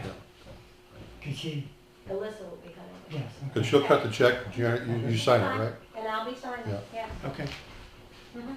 so you have a consensus of the board? Yes. That's the Yes. number? Want to make it official? I move that we print the check for whatever that amount was. 546,385. With that amount, yeah. Payable to whoever you tell us to make it payable to tomorrow. Yes. And then we give you that check tomorrow. Mhm. If you can. I need a I second. second. All in favor? Aye. Aye. Okay, good. So we're done. Thank you for your time. Thank you. Thank you. Can I ask a quick question? Sure. Sure. I sent an email about another matter. Do you have quite a lot on your agenda? We're about 45 minutes behind right now, but yeah, we do have it here. Okay, so is that gonna be a little bit later And on, do you think? I talked to That's that- Lauren. Yeah, Laurel, yeah. Yeah, Laurel. No, I saw that. I We're appreciate probably it. not going to discuss it till next week, right? Then I'll come back next week then. Okay, that's Okay, good. all right, well, we'll put you on the agenda. This is the Eversource thing? Yep. Okay. All right. I'll email you you so much. Aaron with the Okay. Thank you very much. Oh, okay. Thank you, guys. Yeah, take it easy. Thank you very much for your time. Okay, you Mr. O'Brien? Hi, why don't you pull up a seat here? Is John Sullivan still out there? Huh? Or- Or did he Tom leave? Sullivan? Yeah, he was, yes. Okay, we had you on the agenda for 7:15, it's now 8 o'clock. Usually we're running fast. Close enough. Okay, somewhere in here. Okay, let's see, John Sullivan. On the agenda, reform it says to discuss certain specific zoning ordinances applicable to all districts as they pertain to the health, safety, and the general well-being of the town and its citizens. Next comma, okay, the enforcement of said ordinances and to seek compliance from individuals not compliant. Okay. You got the floor. Okay. Mr. O'Brien and myself, this is a town thing, even though we have specific grievances with our neighborhoods. So just to say we're on the same wavelength. Okay. And our grievance is that, well, let me read it here. Article 3, general provisions applicable to all districts. No land shall be used for a private dump for storage of abandoned vehicles or parts thereof, junk, scrap, paper, rags, or discarded materials of any kind, nor used in any manner that is disorderly, unsightly, noxious, or detrimental to the public or prejudicial to the general welfare. What section are you reading? This is Article 3. I don't know what's It was in the, In your zoning ordinance. Yeah. Oh, okay. it's in the That's zoning part of ordinance. the zoning Yeah, Right ordinance. on, I got it from the website. Okay, fine. I was looking at the RSA's and wondering where you were getting it. No, Yeah. I can provide you with one. If you want Thank you. some extras.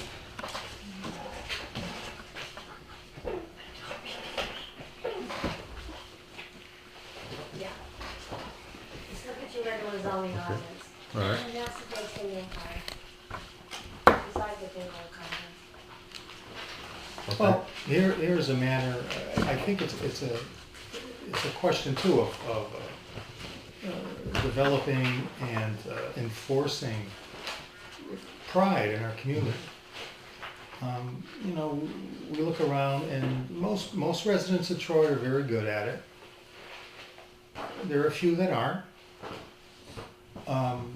But when I see dwellings used for these type of things, basically a junkyard, a storage yard, maybe for a business or whatever, I see, you know, a lot of unregistered vehicles on property, and the limit is 2 according to the ordinances. So these are this and the fact that it just gives our town a really bad rep. I hear a lot of it from different people that come in. And A nickname for our town is Troilet. I hate to tell you that, but that's the truth. And we would just like to see some of these ordinances. What do we need to do, and what do you need to do Okay. to get these? There's a procedure in place to handle this. Okay. And it's a complaint form, which just this afternoon went up on the website. Prior to that, you could always get one hard copy here. Okay. And it has to be specific. So if, for example, what you're telling us now, we can't act on that. Right. It's But if you fill out a complaint form and you say that this particular piece of property, they're violating this statute or this ordinance, we can act on that. You've already acted on the house across the street from me. Made them clean it up once. They did it the last day. Now it's back in the same array that it was Okay. again. Then fill out another complaint form. You And we'll go through the process with them again. you can't drive by this. You don't. No one here sees any of It these doesn't things. matter what we see, unless there's a complaint, we can't act. And we're not gonna go out and police the town. You're not. We're not, no, we're not. So I can. What are you telling me? I can make a trash heap in my own front yard, You and can, it's acceptable okay, I didn't say acceptable. unless somebody complains. That's right. If you want a pile of the trash in your front yard and nobody complains, There's a Not- state law, and there's your town ordinance. that's right. Why do I have to tell you what your town ordinance is? You're not telling us what the town ordinance is. Why do I have to ask you or request that you honor it? You're not honoring it. Because You without can a, make any statement you want to the town and never do anything about Right. any of them, is what you're doing up to this point. You're allowing just to get out of hand. May I speak? Yeah. I guess when a violation, I guess, of an ordinance is self-evident, I guess that's a question, and you've answered it. Must an official complaint be made? I guess I have to question that. I mean, take a police officer stop somebody who's speeding. Now, how would I'll tell you exactly how that works. Okay. They issue a citation, and on that citation, the first 3 words are, the officer complains. He is the complainant. He's paid full-time to do that. Now, if you want, I'll be the complainant on that. The next time I drive up West Hill Road, if I see it, then I'll do You something can't about it. miss it. But I never go up I West Hill Road. provided you with. I 4 never different go up instances. West Hill Road. You're the only person in the state. 10 years ago, I drove up there, just exploring. I haven't been up that road in 10 years. As in my statement, we have hundreds of people and weddings, venues, and everything else up West Hill Road. Going to And Monadnock the Berries. First impression Yeah. from people from out of state Fine. is West Hill Road. Fill out a complaint form. Is there any reason why you don't want to fill out the complaint form? I didn't see a necessity for it if you have an ordinance in place already. Truthfully. Well, without a complaint, we don't know that the ordinance is being violated. So no one else in this room knows of any of these occurrences those 4 examples that I gave you. No one else has seen those. No one else I can't speak acknowledged. for them, I haven't. All right. I have. And I don't mean to be And- arrogant, but why haven't you, as a town official, acted on it? I did, when I first started as a selectman. One of the first things I did was complain about debris in yards and so on. And at that time, I was told that we do not have the funds to take everybody to court. We can write a letter, but we are a small town with a small budget. There's no fine. Could you make a fine and No, recoup your benefit? No, there is a fine, but according to our zoning ordinance, they need to be taken to court first. Upon conviction, if they are convicted, then they can be fined, but not up until that Now, time. let me just throw something out here. The state statute has changed, and fines can be implemented before you go to court. Oh, okay, so then we have to change this. Oh, yes, and other towns around us they all have a fine Is this a structure. recent change? Well, in 2007 or 2008, I think. That's recent. Yeah. Fairly recent. No, I wasn't aware of that. Yeah. okay, well, this was updated in 2016 and it wasn't changed. Well, they just updated what was changed at town meeting. That doesn't update to all the state statute. We have to change that, Okay. and we haven't done Okay, it I'm since sorry, the this state this doesn't. has not been changed, that you're reading All right, the so, wrong all right, information. that changes the fact that yes, we could find somebody who's in violation. The question is, should we start patrolling the town and looking for this stuff? Yes. No, we shouldn't. Why shouldn't you? That's not our job. This is a part-time position. You're telling me so then why do you do this at all then? Just pick the things you like to work on and All skip right. the rest? I'm not even going to try and answer that question. If you have a complaint, fill out a complaint form and we'll deal with it. Now tonight, I've signed 4 letters dealing with complaints. One involving a driveway on School Street. One, I don't know, what were the other ones? I've already went through this process once before with him Okay. across the street. And it got cleaned up, right? Not really, Okay. but a it minute got ago you cleaned said- up so it was acceptable for the moment. All right. And now it's back to the same condition. And did you follow up on that? Did you contact us and say, hey, he hasn't cleaned it up? Here's your contact right there. How long ago did you fill out that? I didn't fill out this one. I just filled out recently, but This I one? have in the past. Came to the town, Yeah. spoke to him. All right. The There's a, police department went up and spoke to him, so on and so forth. all right. Well, I asked my realtor what my house is worth, yeah. and he said it's going to be a hard sell due to the conditions across the street from my house. And I agree with that. I wrote a nuisance ordinance, which is in process now, but we have not had a public meeting on it yet. I mean, you could put something in the town newsletter that requests people to clean up their yards and so on and so forth. You don't have to go taking people out of their house and everything else. If you can throw all your trash in front of your house, throw it in the back. I mean, Well, this and trash is not just recent. It's been years. Right, diminution of property is a large part of that, especially in the nuisance ordinance. And we were told, I think you were told 20%, if I read correctly. Okay, and I talked to a realtor, and for homes, it's anywhere from 10 to 15%. So that's, say, 10 to 20%. So these people actually that are doing the debris in their yard is spending other people's money. They're spending the town's money, they're spending the neighbor's money. So should I ask for an abatement, 20% less on my taxes that I've paid faithfully for 40 years on time? Well, what we need to do is try and get them cleaned up. That's what I would really like to see. I really don't want the abatement. I'd like to see that I can be proud of the community and people can go up and down any street. I mean, Right, and I agree with you there, but one thing we did discuss as a board, and this was when I first started the nuisance ordinance, was that we weren't going to go knocking on doors, that somebody actually had to fill out a complaint and file it before we would act on whoever it was. And I think that's the way we really need to do this. I mean, you are, filing one. I'm showing examples of a metal scrap pile. I'm showing examples of Right, I car did. parts and I saw your mattresses and photos, yes. piles and mounds of junk everywhere. I agree with you. Alyssa, I'm would not you arguing give with Mr. you. Ryan a complaint form? Fill out the complaint form, sign it, submit it, and we will deal with it. And you were going to take a ride up and... No, I did not say that. No, you weren't. No, I did not say I that. thought that's what I heard. You were No, going to that's take not a what ride I up said. West Hill and see what was going on.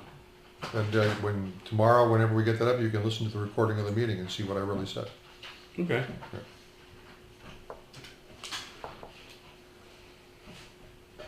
Do I have a form too, Alyssa? We also are working on doing a like a free day for getting rid of garbage down at the recycling center. Yeah, So, you know, I suspect that the people who caused the types of problems we're talking about here are not the ones who've been lined up at Quarry Road to turn their stuff in. Well, if it's free. Janet, Yeah, Alan, I think basically Think what that you're if saying is somebody hopefully- does. hang on a second, Kyle, don't interrupt Hey, her. If somebody's somebody talking. fills out a complaint form and you want pictures, send the police department to take the pictures, Okay.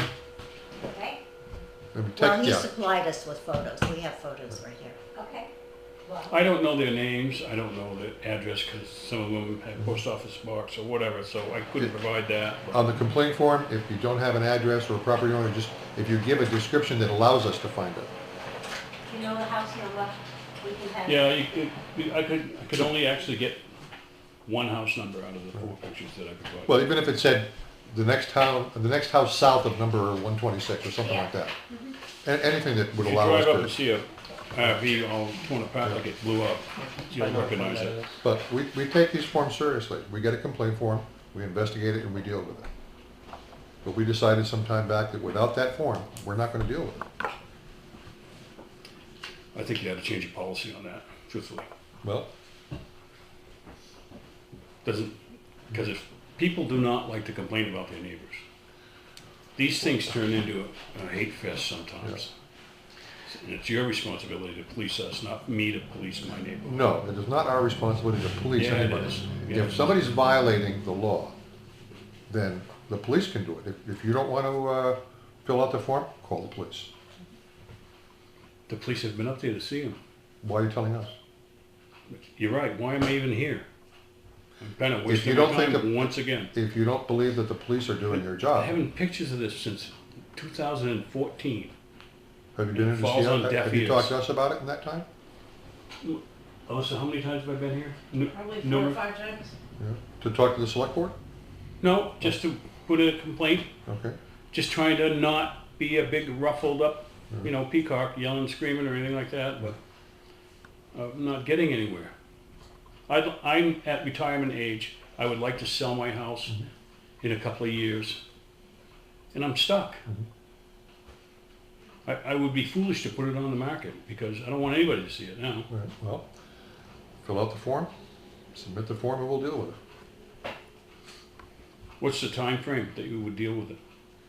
What we'll generally do is somebody will go up there and take a look at it, and then we send a letter to the person. We usually give them 30 days. Depends on the situation. You've gave him 4 extensions so far already on that Yeah. property. How long ago was that?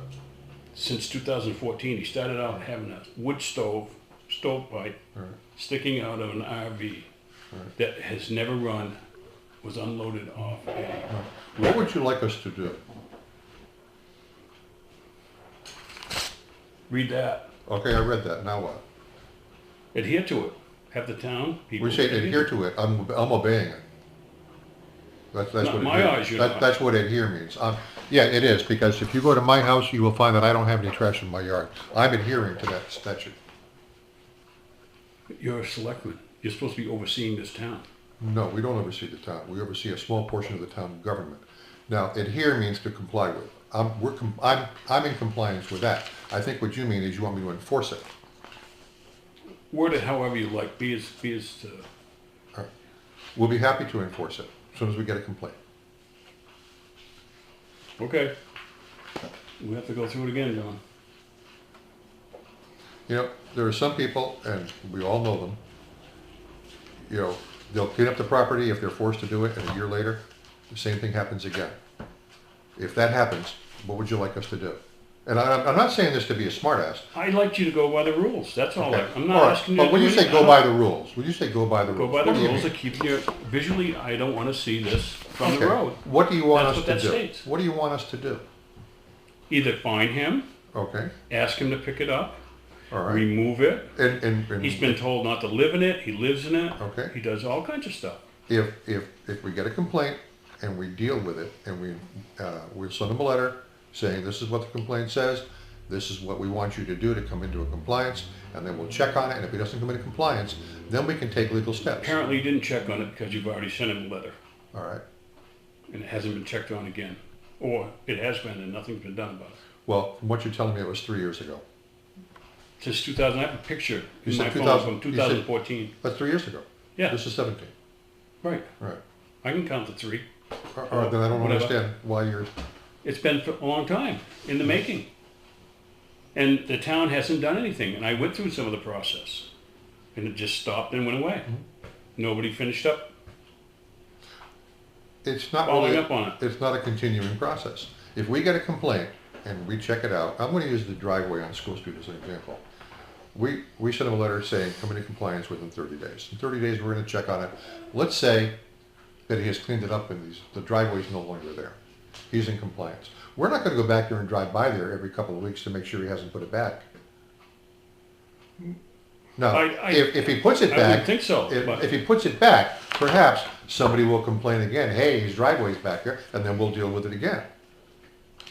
But we're not going to continue to So to your patrol. letter lasts 1 day, then? Say again? If compliance only lasts 1 day, is what you're telling me, It could be according to that what way. you just said. It could be that way. So Monday I picked it all up, Tuesday I can start throwing trash again. If Monday you pick it all up and we check it and it's clean, we're not gonna go back there and look at it again unless we get another complaint. We're not gonna patrol the town. You're just making it easy for people to have terrible looking yards. Then so be it. I think we've beat this to death. I don't think we have. No. Alan, I think, I know what I'd like to see. You give him that 30 days, okay? He cleans it up, Yeah. okay? If he gets another complaint, he's not gonna get any grace period, he's gonna get a fine. Okay, and we can do that. That's what I think Yeah. is But a we- start. Yeah, and all I'm saying is, but what we're not gonna do is after it's been cleaned up and we've decided he's in compliance, we're not gonna put on the calendar to go take a ride up there next month and check to make sure he hasn't done it. Oh, no, you won't have to worry about that, we'll do that. Okay, that's exactly what I want. Yeah. You know, and if we have to fill But out that's another not what form, you we want. You will. want us to go up there and check on it regularly, right? I didn't say that. But you're implying it. I didn't say it. Okay. Play that back so you can hear what I said. Well, I'm not gonna play it back now. I'll listen Okay, to we'll it play later. it back tomorrow in the minutes. Okay. Anything else? Well, you know, and to John's point, we really don't want to set neighbor against neighbor. And by doing a personal complaint to an individual, and that's kind of, you know what I'm saying?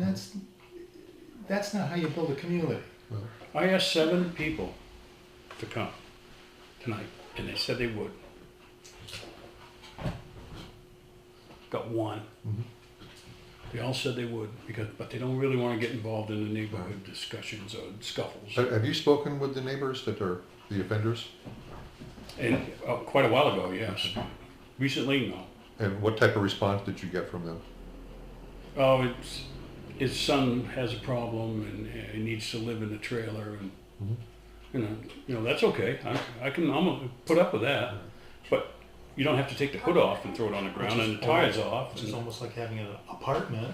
It's an apartment on. What kind of trailer? I think It's an that- RV. RV. And I think the statute says a person can live in an RV for 6 months Is there out a of the year. house on the property also? Yes. Yeah, there is. But he lives in it full time, right? And he's been For 6 there for months. You know, something six months had out to of sell, but yeah, technically. not much. He The select he board was kept told giving to him get rid of the wood extensions, stove, you know, and another he's 6 put in months. propane. And he's I'm got familiar with a the property RV store, and the living disposal, situation the whole there. 9 yards on But the- anything prior to that was a previous board, and Huh? I'm not aware of it. I never really, I didn't fill out any formal complaints. I spoke to the chief, Yeah. came, spoke to Alissa numerous times. And the gentleman that you're talking about came in here, explained his situation, and we gave him, I think it was a 6 months or 3 months. I think it was 6 months. 6 months, at least twice. Well, you can do Yeah. 6 months out of the year. Since I've He's been gotta here, But- have but proper the- Been at least twice. disposal. He has to have proper sewer. from Okay. that But trailer. something And he that can would use help, it. we're going to What the have ordinance a was public basically hearing created on this for, nuisance because order. I was on the planning board for That I 12 wrote. years. We created that All the ordinance support. so that will if be somebody good comes from in like whoever from in the Florida, community wants a it. parent or something, and they it'll be bring in easier their Snowbird. motorhome or something, to then they can enforce, stay on I their, hope. you know, Okay. park their And you'll motorhome. be Right. the Just a next- second, on that there's 2 people property. talking at one time. Can we have Yeah. one person talk? I just said, you could, why we did it was so that somebody comes in, like a mom and dad, they have a motorhome, park it on somebody's property, they have to be able to have proper storage disposal to that unit. And at first, we didn't have 180 days, I think it was 90, and now it's been changed to the 180. But he cannot live in it as a permanent structure. Right.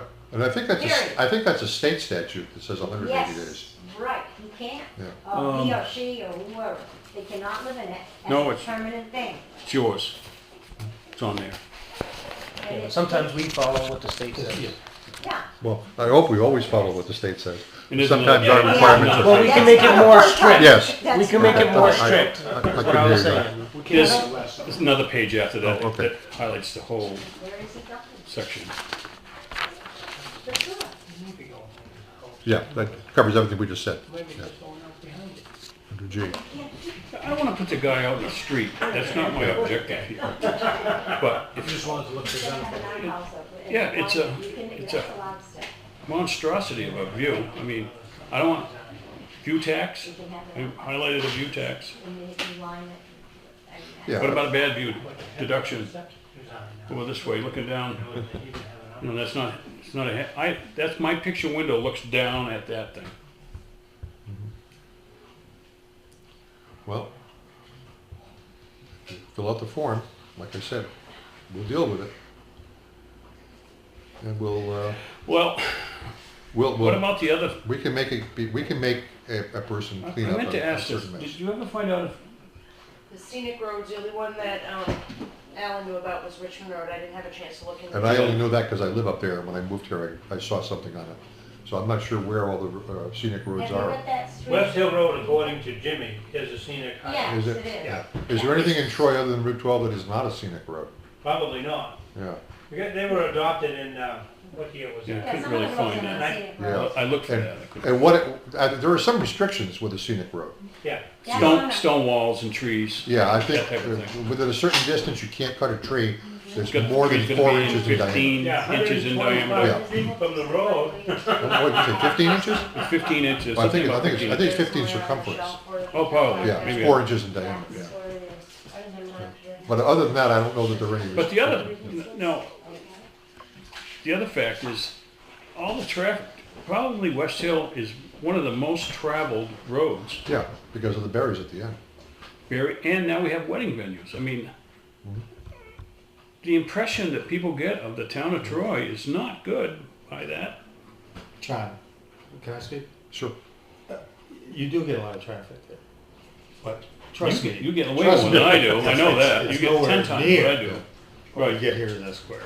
So John, are you running into a trash issue on the square? Yes. Okay. Yes.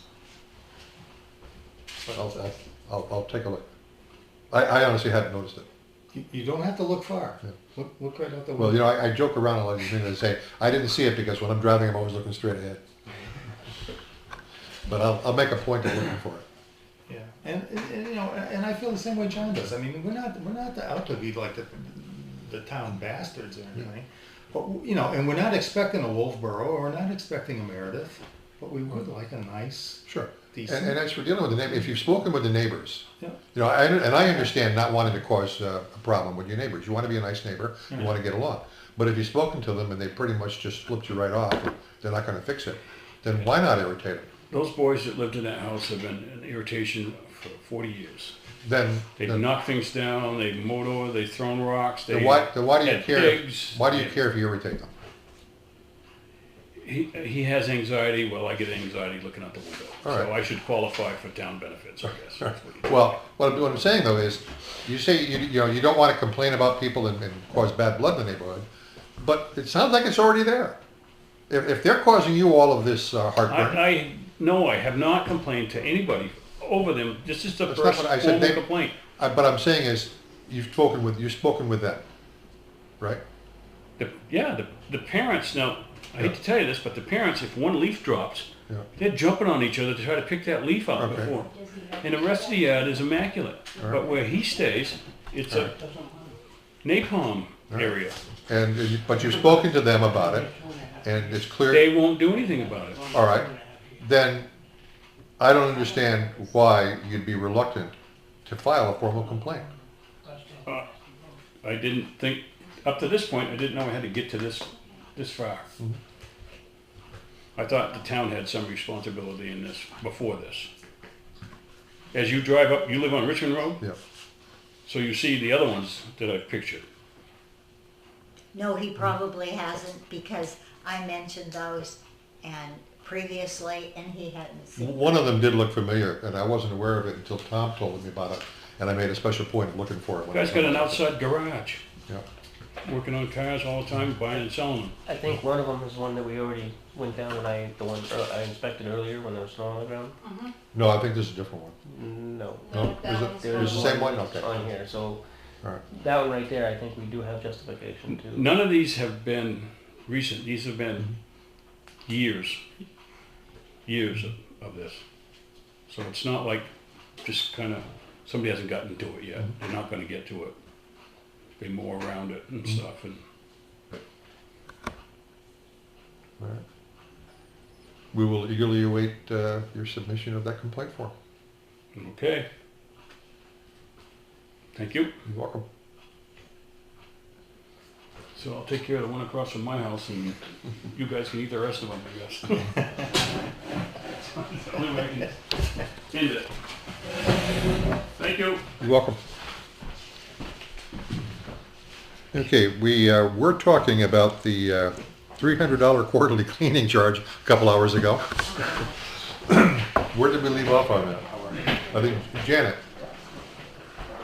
Janet, you were speaking about, we were talking about the rec, community center, excuse me, and the rec committee, and the $300 cleaning charge when I interrupted you to say we have to break to go to the hearing.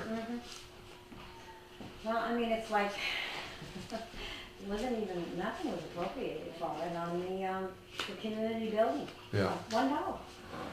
Because I looked at labor contracted services and I figured it wasn't definitely gonna be in the custodian's pay because it was issued a vendor check, not a paycheck, okay? So basically, I looked at labor contracted services on that budget, and she's got the budget, I've got one here too. Well- And they had, they just put $1 in there for labor contracted services. That's because before this right here got separated from the rec committee Yeah. to the community center, Right. okay, the rec committee was going in there and cleaning it themselves. We volunteered to go in there on our own dime. Jimmy came up with this figure, and he found a person to go in there and clean it, because he's responsible for town buildings. So the rec committee said, okay, we're no longer responsible for it. Oh, well, So, because he didn't, and I think it was because But it was he's middle, not responsible for the kitchen. because He it doesn't was clean the middle of the kitchen. year, there was no money appropriated, correct. But next year, money can be appropriated, and I'm pretty sure Jimmy sat right here not too long ago and said that he always turns back money at the end of the year anyway. You know, So Well, you he take it just- out of a he different turns you know, line. this is one of those issues where, He turns back money on his highway budget, okay? So basically not that now, building budget. when you take a look at that community center budget, it is gonna go over budget, all right? Because basically, the custodian part of that budget right now has already used up all the money, okay? Because that wasn't done correctly. So, what happens is, it's up to the selectmen to figure out how they're going to come up with, we don't transfer the money though, we leave it where it is, because then the budget committee has the right to know what was actually spent and do you really need it, okay? On each one of the line items. So, but the selectmen have to, they can't go over that, Article 3 by $1. So they have to look in their other budgets and say, do I have any spare money there? It might be from the landfill, it might be from the highway department or whatever. Yes, Jimmy did turn back money this year, and you'll always see it on that comparative statement that I do. well, this is one of these issues, you know, if you want to talk about whether or not the rec committee should pay for cleaning the kitchen, I could argue for or against that. Right. And I'd probably be very convincing, either side. But Herb, you said something that stuck with me, that the money should have been in the budget. Sure. In the future. Sounds like a that will be. budget issue. Well, Yes. right, versus but the anything point else. is, it wasn't being rented as it is now. It's always, for the last year and a half now, almost 2 years, that Alright, the well- rec department and Bob Norton's been in charge of it. We've been getting, pretty much the same, if not more. There's a More. lot of new things happening at the rec center and, Community center. and at the community center. Yes, and there's And a the lot of budget's things just- going the on in budget's your the All head. right, but we're talking here about a quarterly, this is actually a fixed cost. A Yeah. quarterly Right. cleaning of the kitchen for $300. Yep. If we don't have the money in the community center budget, then that's a shortfall on our part. Right. We should have done that during the budgeting process. As I remember talking about it, but it didn't get in the budget, that's our fault. So, You can look for it and say, well, we'll pay it out of We it. can- You gotta show we it can in find that it. budget We though, can because find then, it. if it's gonna continue that way, every year, you gotta show how much money you're gonna need to pay every time you bring in that person for Right. $300 a whack. right, and that will be in the budget Okay. going forward. I mean, you can find it in another budget, you'll have to take a look. And we at will, all your and we will. budgets. Okay, So, I'm inclined to not okay. hit it up the rec department or rec committee for that $300. Only because, I mean, I still think maybe you ought to have a share of it, but we planned to pay for it out of the community center budget and we didn't budget enough. That's our fault. Well, another thing was, this wasn't actually part of it when the budgeting was brought up. This was an after the fact thing. This Yeah. is something Jimmy went out on his own because, like I said, the community center. But he brought it down, so we the approved rec it. department Yeah. was cleaning it themselves. Because So, Just as an innocent bystander. that's one thing you've never been. That $50 kitchen rental, maybe in the next budget, ought to be earmarked for kitchen cleaning, at least part of it. Because it's extra over and above the rental of the facility. Well, there is a way to do it. Right now, the existing warrant article that was approved at town meeting says that those funds go to the rec committee. But we could always change the way the kitchen portion of it is billed. Right. It should be. I And mean, we- what's that money for? It won't be rental of the community center, it'll be a cleaning fee, and it'll be used for that. Right. That's Same one as way of handling it in the security future. deposit when you rent the But for apartment now, or anything else. for the rest of this year, I think we need to find a way to come up with that money other than hitting up the rec committee. What do you think, Barb? You know what I think, you don't wanna ask. I think you're outnumbered again. We're gonna have to come up with it. Yeah. I know, we charge a kitchen fee for cleaning Well, and, I have a. When we get into the budget season, when we get to that portion of the budget, we'll discuss that and maybe we'll change the way we approach the cleaning fee. right, because it actually But, isn't a but for cleaning fee. 2017, I think we need to come up with the money out of the operating budget to pay that and not go after the rec committee's 220 account. Any other question? I just wanted to make maybe a suggestion, and because we seem to butt heads a lot on some things, so maybe for once we'll draw a compromise. Maybe discuss for next year. There's 4 cleaners, correct? 2 Correct. under rec committees, 2 under highway departments. Highway No, department. Well, it doesn't really matter. No, no, It- no. As long as you put it in the budget, it doesn't matter where you put it. Yeah, but I'm wondering. The if problem maybe- here is that the money's not in the budget. Yeah, It should I'm have. thinking next year, because it's going to become discussion in the budget, who pays for it. That's not an issue. Not an issue. We could plug $1,200 into the rec department, or we could plug it into Yeah. the community center, or we could plug it into the highway department. Doesn't matter where we put it, as long as it goes there with the stipulation that it's to pay for that. It'll be in the community center's budget. I just fair off for suggestion. Yeah. If we're raising the money out of somebody else's budget, then we might try to look and split it. Or like the janitor's pay is split because he's cleaning 2 different buildings. Yeah. Any further comment on this issue? Good. Response from Primex on quarry divers.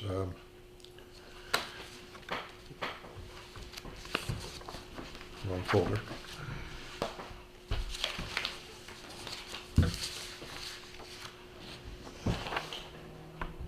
Okay, the issue is that someone is interested in buying the land that includes the quarry, but he wants to send divers in to go down there and see what's under the water. Yes, We own the quarry, are we selling it? maybe. Okay, I didn't know it was for sale, If somebody wants to buy it, yeah. the question came to me and I was like, I didn't know it was for sale, so. Well, this is what Jimmy brought up last week. He brought this issue to us last week. Right, and then the next day, he said he didn't know we were selling it. I didn't know till he told us we had to It's buy it. part of the landfill. Yeah. You'd have to subdivide it off if you wanted to sell the quarry. It's not on its own piece of property. That may be, but that's actually a separate issue from what we've got here. The potential buyer, Right, okay, wants to send divers in yeah. to see, what kind of bodies are down at the bottom of the quarry. We had that when we closed the landfill. They came Yeah. in with their white suits and a helicopter Yeah. and everything else, and they went down. Do we know where the report is on that? Because that might obviate this. Yeah, because they had to check the quarry. But we contacted the insurance company to see if there was liability. Uh-huh. This is the response that we got back. There is potential liability as premises owner. This type of situation is common in land purchases where the buyer is looking to do some due diligence before buying. Normally, the potential buyer signs an agreement that it will defend, indemnify, and hold harmless the seller from any claims arising from access to the premises for due diligence and inspection purposes, even if the claim is that the seller was negligent. Counsel who is going to be involved in the purchase and sale contract should address this pre-closing inspection and indemnification contract as well. That's my understanding of how to handle it. Yes. What do they want to do with the quarry? I don't know. Depending on what they're gonna do with it, wouldn't that affect, Yeah. I don't know. The only issue we're dealing with here was can somebody send divers into the quarry? I mean, because I think the quarry is landlocked, right? I mean, from, no matter which side, Granite Street or the quarry road. I don't know. I don't know. I would say. Everything I just read you, that's all I know about it. Yeah, okay, well, we need to find out an intent. huh? Yeah. We need to find out an intent. What they wanna Would do you with speak it. with Jimmy? Well, tomorrow's the last day because gone for the next- he's gone for a month. Oh, is that right? Okay. Yeah, he signed his paper. All right, well, he's around tomorrow? Yes. Would you just give him a call and just ask him what's going on with this so that we know what this is about? Yeah. All right. I mean, I know he mentioned that he knows somebody who is interested in it. I discussed it with Curtis a little while ago, and it's really not public information because it involves the sale of real estate. Well, you can go from Monadnock Street. Say again? I said there's ways to get into the quarry, but I think there's one from Monadnock Street too. But Maybe. it's landlocked. Yeah. Basically, because that's part of our landfill, Yeah. it's not landlocked, I- okay? Because it's all part I of. don't know what to tell you, I Jim. don't think we can subdivide a piece of Okay. property that's landlocked. Maybe we can't, but that's not the issue under discussion.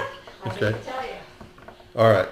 Next item, NHPA 28, we did that first. So we are finished with our agenda. Barbara, do you have anything else for us tonight?